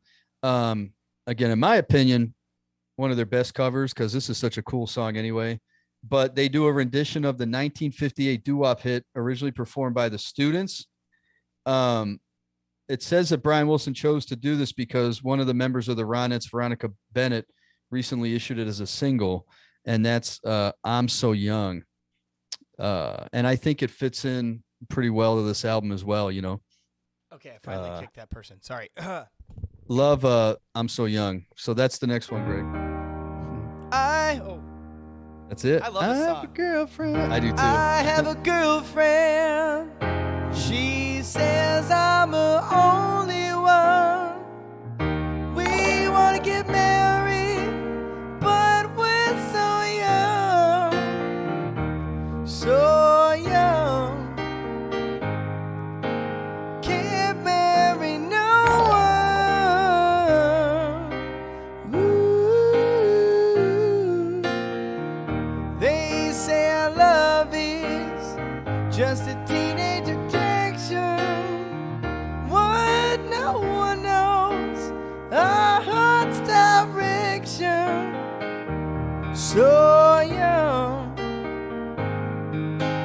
can't marry no one. I'm so young.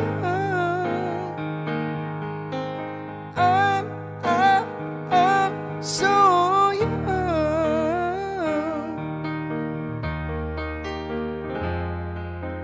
Can't marry no one, no one. Ooh.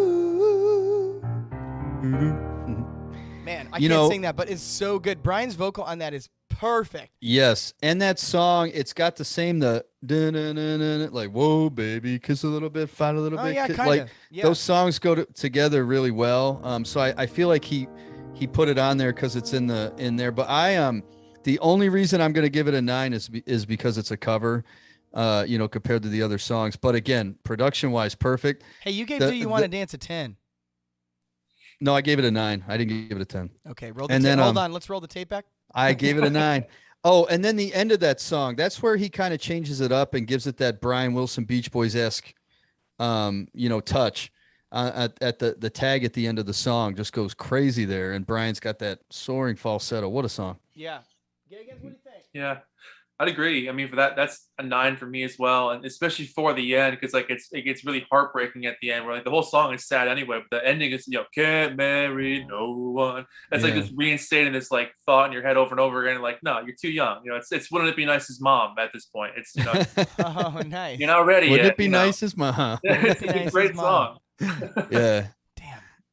That'd be a good Agreed. T-shirt. Wouldn't it be nice as mom? Keep You it got to clean sell without some merch, dirty man. hands. Get that for I you. love Yeah. that. Dang it. What do you think of that song, Greg?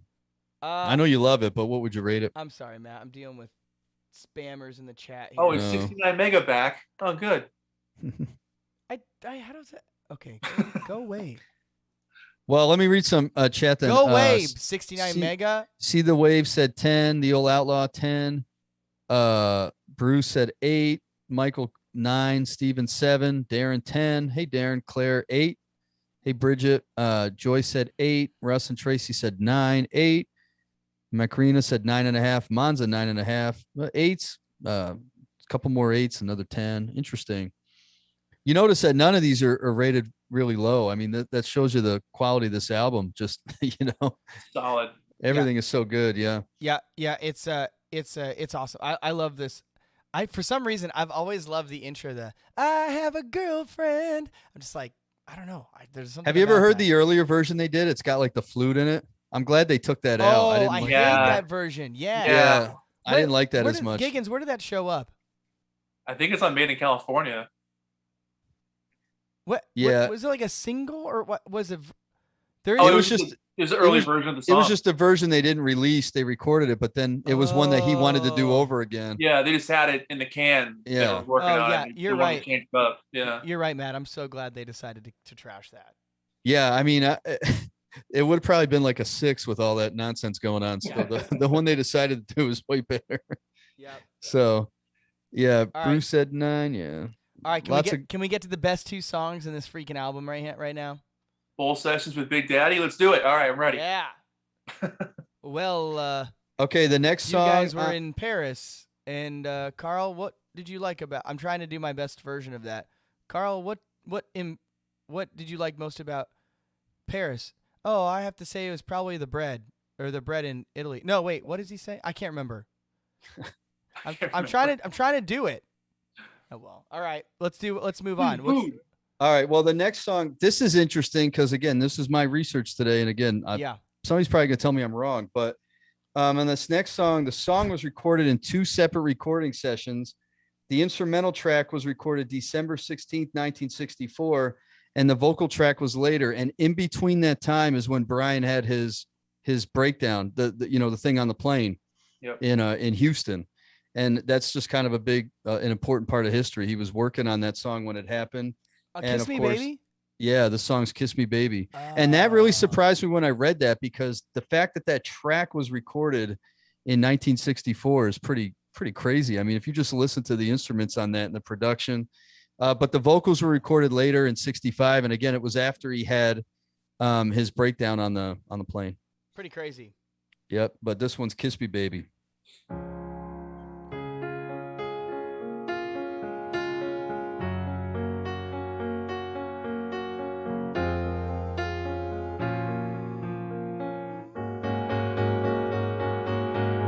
Please don't let me argue anymore. I won't make you worry like before. Can't remember what we fought about late last night. We said it was over, and I wonder, as it got light, were you still awake like me? Oh, kiss me, baby, love to hold you. Kiss me, baby, love to hold you. As I drove away, I felt a tear. It hit me, I was losing someone new. Told my folks I would be alright. Tossed and I turned, my head was so heavy. And I wonder. Oh wait, did I say that right? What are the words? As it got. God, like, were you still awake like me? Whoa, Baby. kiss a little bit, fight a little bit, kiss a little bit. Oh, baby, kiss a little bit, fight a little bit. Oh my goodness, that Okay. song. By the Yeah. way, when Brian does the can't remember and then that French horn that's subtle in the background is really something else, you know. Yeah, it's really, Yeah. really pretty. Really good song. Greg and I were talking earlier at prep for the show, and I said, to me, this is like, and you mentioned this too, Giggens, about the album being perfect. This song to me is almost the perfect song. Anybody who's had a a breakup before, or feels heartbroken or lonely inside, you put the song on and it reaches you. And the production is so beautiful on it. Brian Wilson's falsetto, Mike. It's a 10 plus for me. I can't think of a better song. Yeah. Even in the Beach Boys catalog, I think it's way up there. It's perfect, you know? Mm-hmm. Absolutely agree. It's a 10 for me. I like having alternate vocals from Mike and Brian because it gives like an alternate perspective of the same situation, but they're both feeling the same hurt. But it's from a different, sort of worldview or something. It's a really cool expression of the same thing. But that chorus is unbelievable. Mike doing the kiss a little bit, fight a little bit thing. Yeah. The guy soaring on top of it. That's the kind of Brian Wilson magic where he buries things in the mix and you're like, well, did you hear that? Hear that? Hear that? It's like you're on fire the whole time. But it's another song I never get tired of hearing. It's absolute magic. And I'll be honest, there was that documentary, the Beach Boys Endless Harmony, like 1998 or something came out. And there's a scene in there where Brian's remixing the Kiss Me Baby. He's at the and he console, goes, and he goes, kiss a little bit. That's the first time I ever knew that's what they were saying there. And when Brian pointed that out, and I thought that was cool. Yeah. So rad. Yeah. Yeah, it really is. Joe Winters, Kiss Me Baby, Love to Love You. Man, what a cool line. It's just awesome. Yeah. Love to love you. Man. Told my folks I'd be all right. How lucky are we that we enjoy this band? Pretty cool. Yeah, a lot of 10s on here. A lot of 10s and 9.5s. Doug gives it a 20. Russ and Tracy say 10 totally. Hey, Waleed. Kevin said 9. Joyce said 9. This one's hard for me not to be a 10. I mean, what's wrong with it? You know, it's got everything. Matt, you know you're right. what I mean? There really is. There's absolutely nothing wrong with this song. It's perfect. To me, this is the God only knows of today. I think it's just Oh yeah. I mean, and I wish it was put out as a single. I think it was a B-side, maybe not, but I think that the one thing that makes this song so special to me is that it's still a group effort. It's still Mike Love lyrics, Brian Wilson writing, Beach Boy harmonies, and then I'm pretty sure they played on that record too. Yeah, that's one of them they played on. You I don't know that there's. I think so. I don't know. There may not be a better collaboration between Mike and Brian than this one. Yeah, one of the best. Yeah, no doubt. And Brian kind of hit his stride with that falsetto, you know, because he takes some pretty interesting jumps to get up there in that song. You know, it could be easy to lose it or get off key, but it's so powerful there. What a tune. What a song. Yeah. Thank you, Beach Boys, for that song. Yeah, thanks, guys. Yeah, and what's crazy is we still have another one to go, which might be my favorite on the entire album. Yeah. Which is the next song. The next song is She Knows Me Too Well. Another Brian and Mike collaboration. One thing I learned today, and again, this shows you I'm not an expert, that high pitched percussion in the beginning of the song was made by hitting a screwdriver on the microphone boom pole. Again, I had no idea. And it was Russ Titleman who did that. He worked with them. He wrote Guess I'm Done with Brian and Sherry, She Needs Me. And then he worked with them later at Warner. But I had no idea that's what that was. I always thought it was a tambourine or something. I didn't know. Yeah, really cool. So you see Brian already getting into that because he does a lot of that stuff in Pet Sounds and things with weird instruments and exploring sounds. So it's very subtle, but I thought that was cool to learn about today. So She Knows Me Too Well.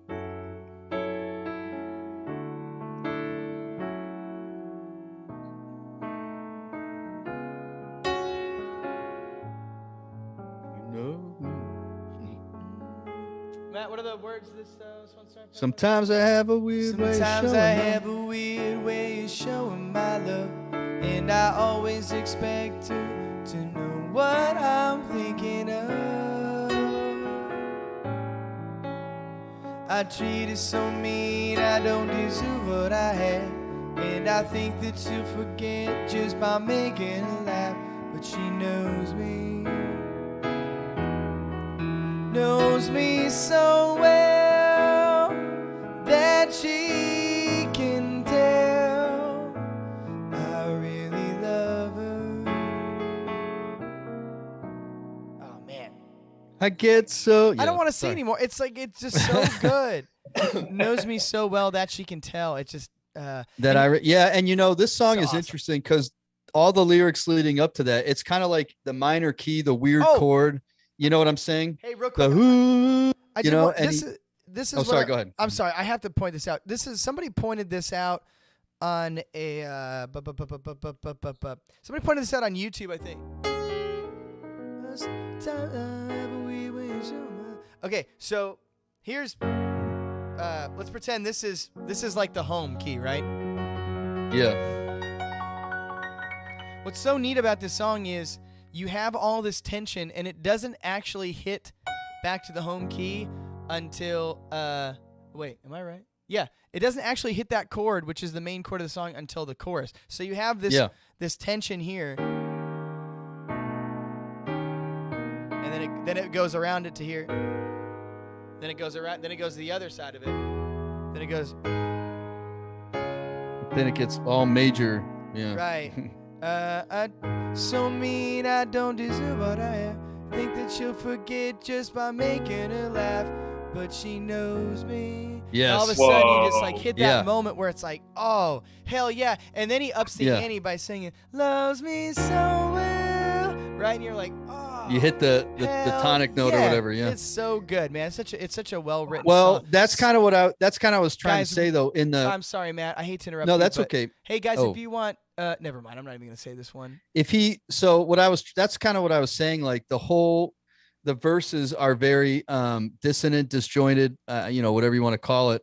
But what he's saying is, I treat her bad, all this stuff, and then I can make her forget just by making her laugh. But then it's like he has this epiphany, but she knows me so well. She knows I love her, and it kind of calms down. But I think Super dark. lyrically, this is the cousin to Good to My Baby. Like Good to My Baby is almost joking around about it more. And this song is more like, whoa, maybe I better, step back here a little bit, but his vocal, of course, Brian's vocal, and the part when the Beach Boys go, she knows me too well. Those harmonies are so tight there. It's a 10. There's so many 10s on this album for me. Yeah. Giggens. Yeah, I mean, it's a song about checking yourself. Like he knows he's screwing up. When I look at other girls, I must kill her inside, but it'd be a different story if she looked at the guys. Like, Yeah. he knows that she's not going to like rip on him if he's acting like a jerk. And he's understanding that, oh, I shouldn't act like this because this isn't healthy. And I think that self-realization is kind of what makes the song so poignant and introspective, is he's realizing that like it could be better, but it's not. And like, even though he knows that this girl really loves him, he has to like reassess who he is to be better for her. I've always seen it that way. Yeah. It's a deep song. Yeah. And the fact that though, as Greg pointed out too, that he makes the music match the feelings of the lyrics is really cool. Absolutely. I mean, Spot on. progressive, Yeah. This is like a top 5 Beach Boys song for me. It's so I good. mean, it's so good. it's hard And not. And Beach Boys played the instruments on that one. I believe even Al played the bass guitar on this one or something. So yeah, the solo was so good too. It's like just a little spark of like, oh, there's the happiness. Right back to the sad. It's like Yeah. Yeah. And once again, we were talking about it before, but you have that like, who are you trying to convince here that you're good, you're that everything is okay when it's it's really, it's really him. not. It's him. Really, Yeah. really It's, crazy. yeah. It's really right. nice Right. writing. Everything about it is just really, really great. And then unfortunately, in my opinion, you end on a dud here. A lot of 10s in this one, by the way, in the chat.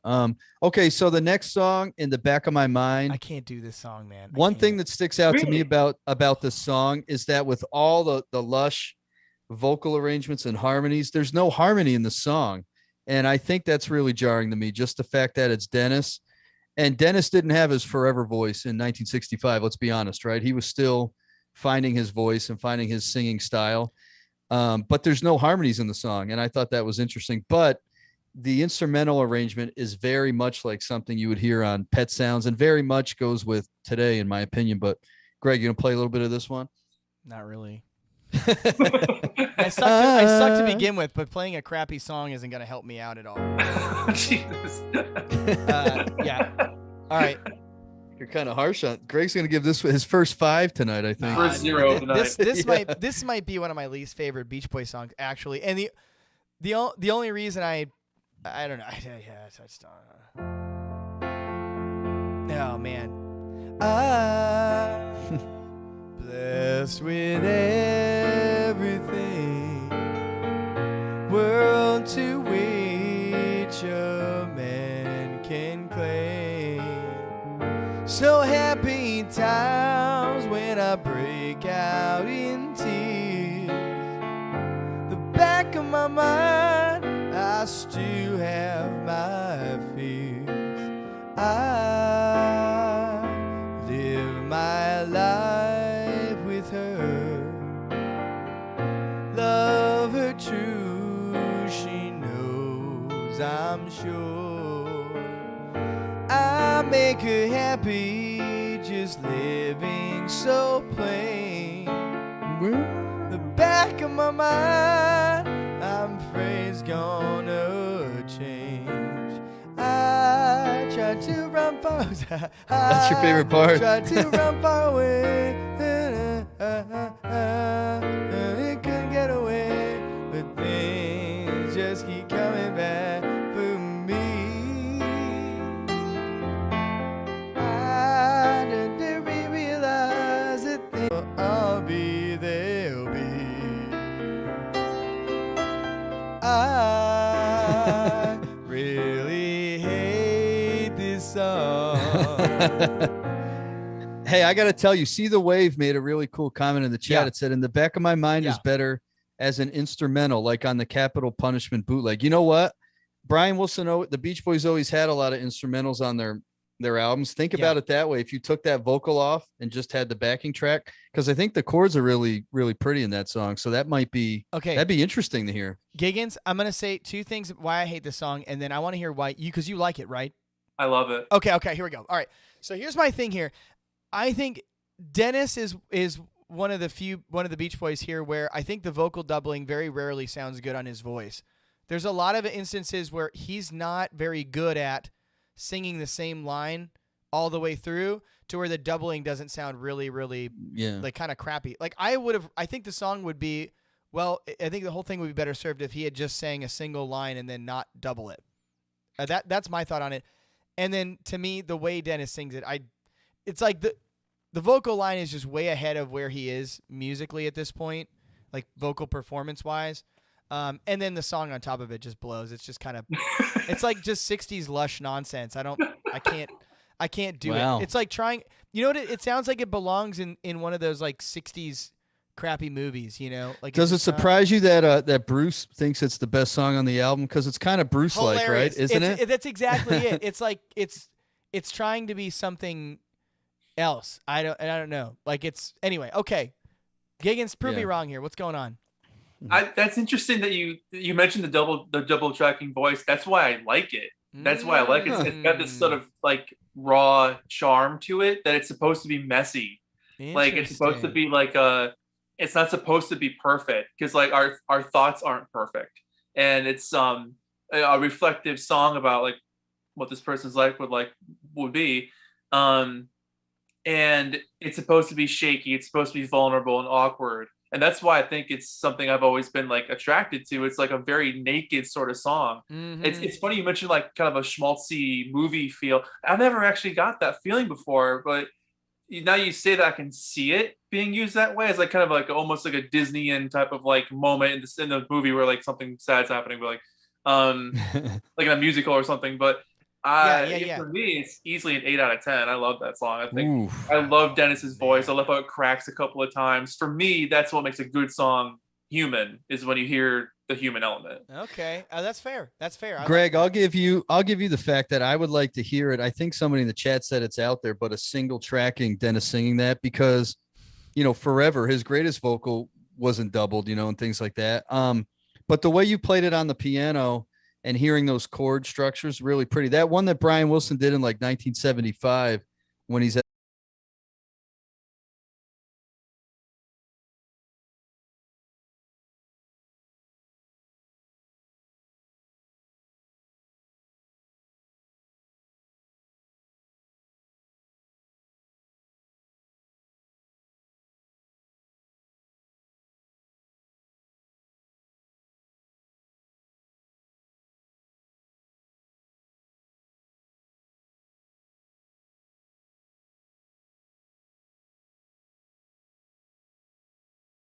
that's kind of why I like it, because it takes you to a whole different place and it kind of like brings it back. So when you flip it over for side one again, if you're going to play it again, you're kind of ready for side one to be fun again.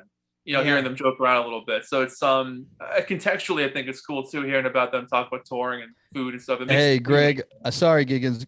There we go. I'm seeing a lot of It's YouTube's. Okay, we're good. Okay. Oh, yeah. we lose. No, well, that's all I had to say. Yeah, Matt, thoughts on the does this hurt the album for you, having this little chat session at the end? No, I didn't think about it the way I hadn't thought about it the way Giggins you presented it, and it makes a lot of sense to me. Like, you got to cut that tension somehow.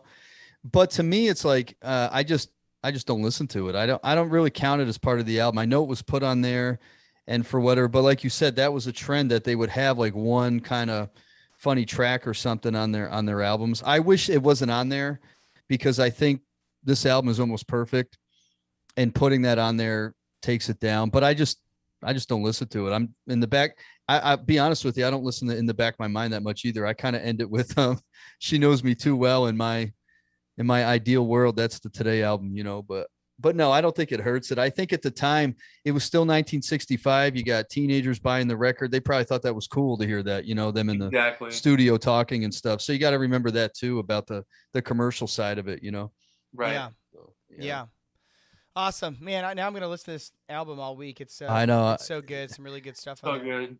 I told everybody in the chat when we were coming on that it's been an awesome couple of days, because I got to just revisit this album and listen to it, and it's always so awesome. I love it so much.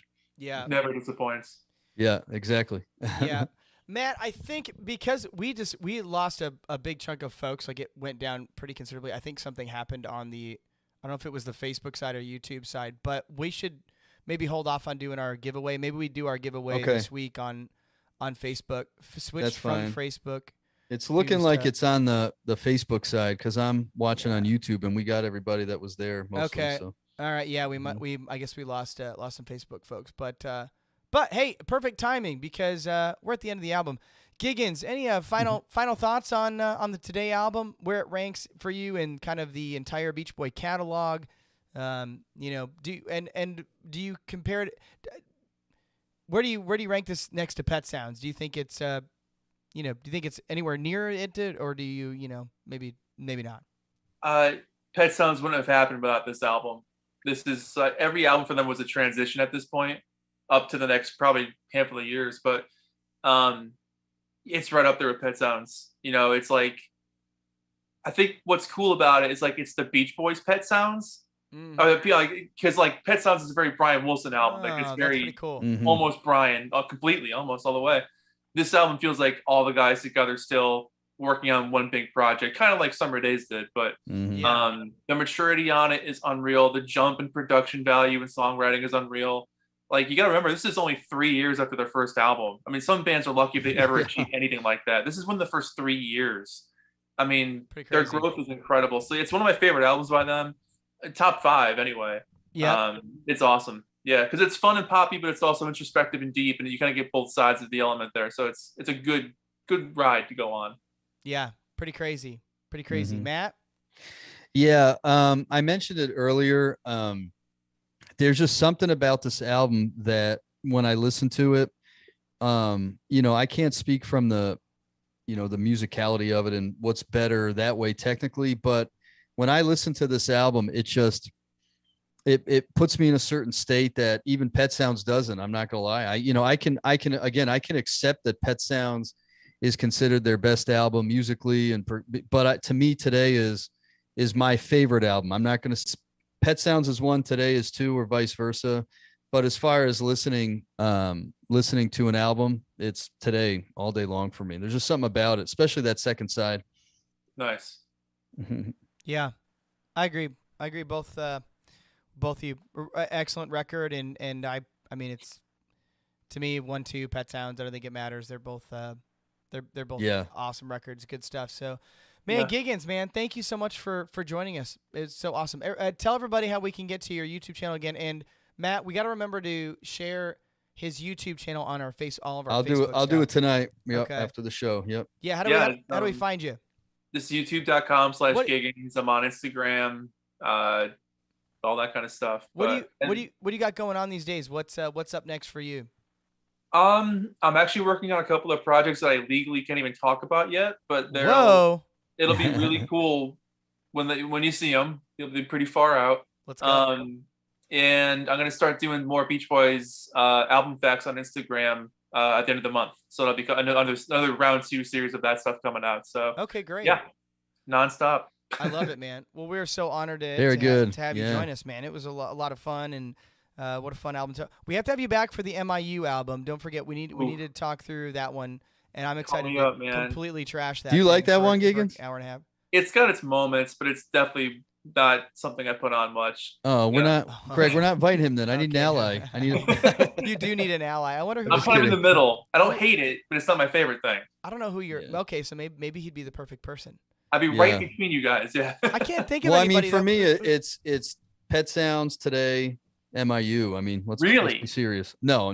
But I, Dude, I was like, holy crap. no, no. But I do think it gets a little bit more, hate towards it than it deserves. But that's kind of, Yeah. But anyway. All right, everybody, thank you for joining us. Sorry, we there's something going on, but luckily it happened at the end of the show, so that's good. Yeah, But, we weird. appreciate you sticking with us. We will be back next week with some more shenanigans. But once again, Giggens, man, thank you so much for being here with us. Good to man. see you, man. Thank was you an for honor. coming on with us. Appreciate it. All right, everybody, right. we'll see you next week.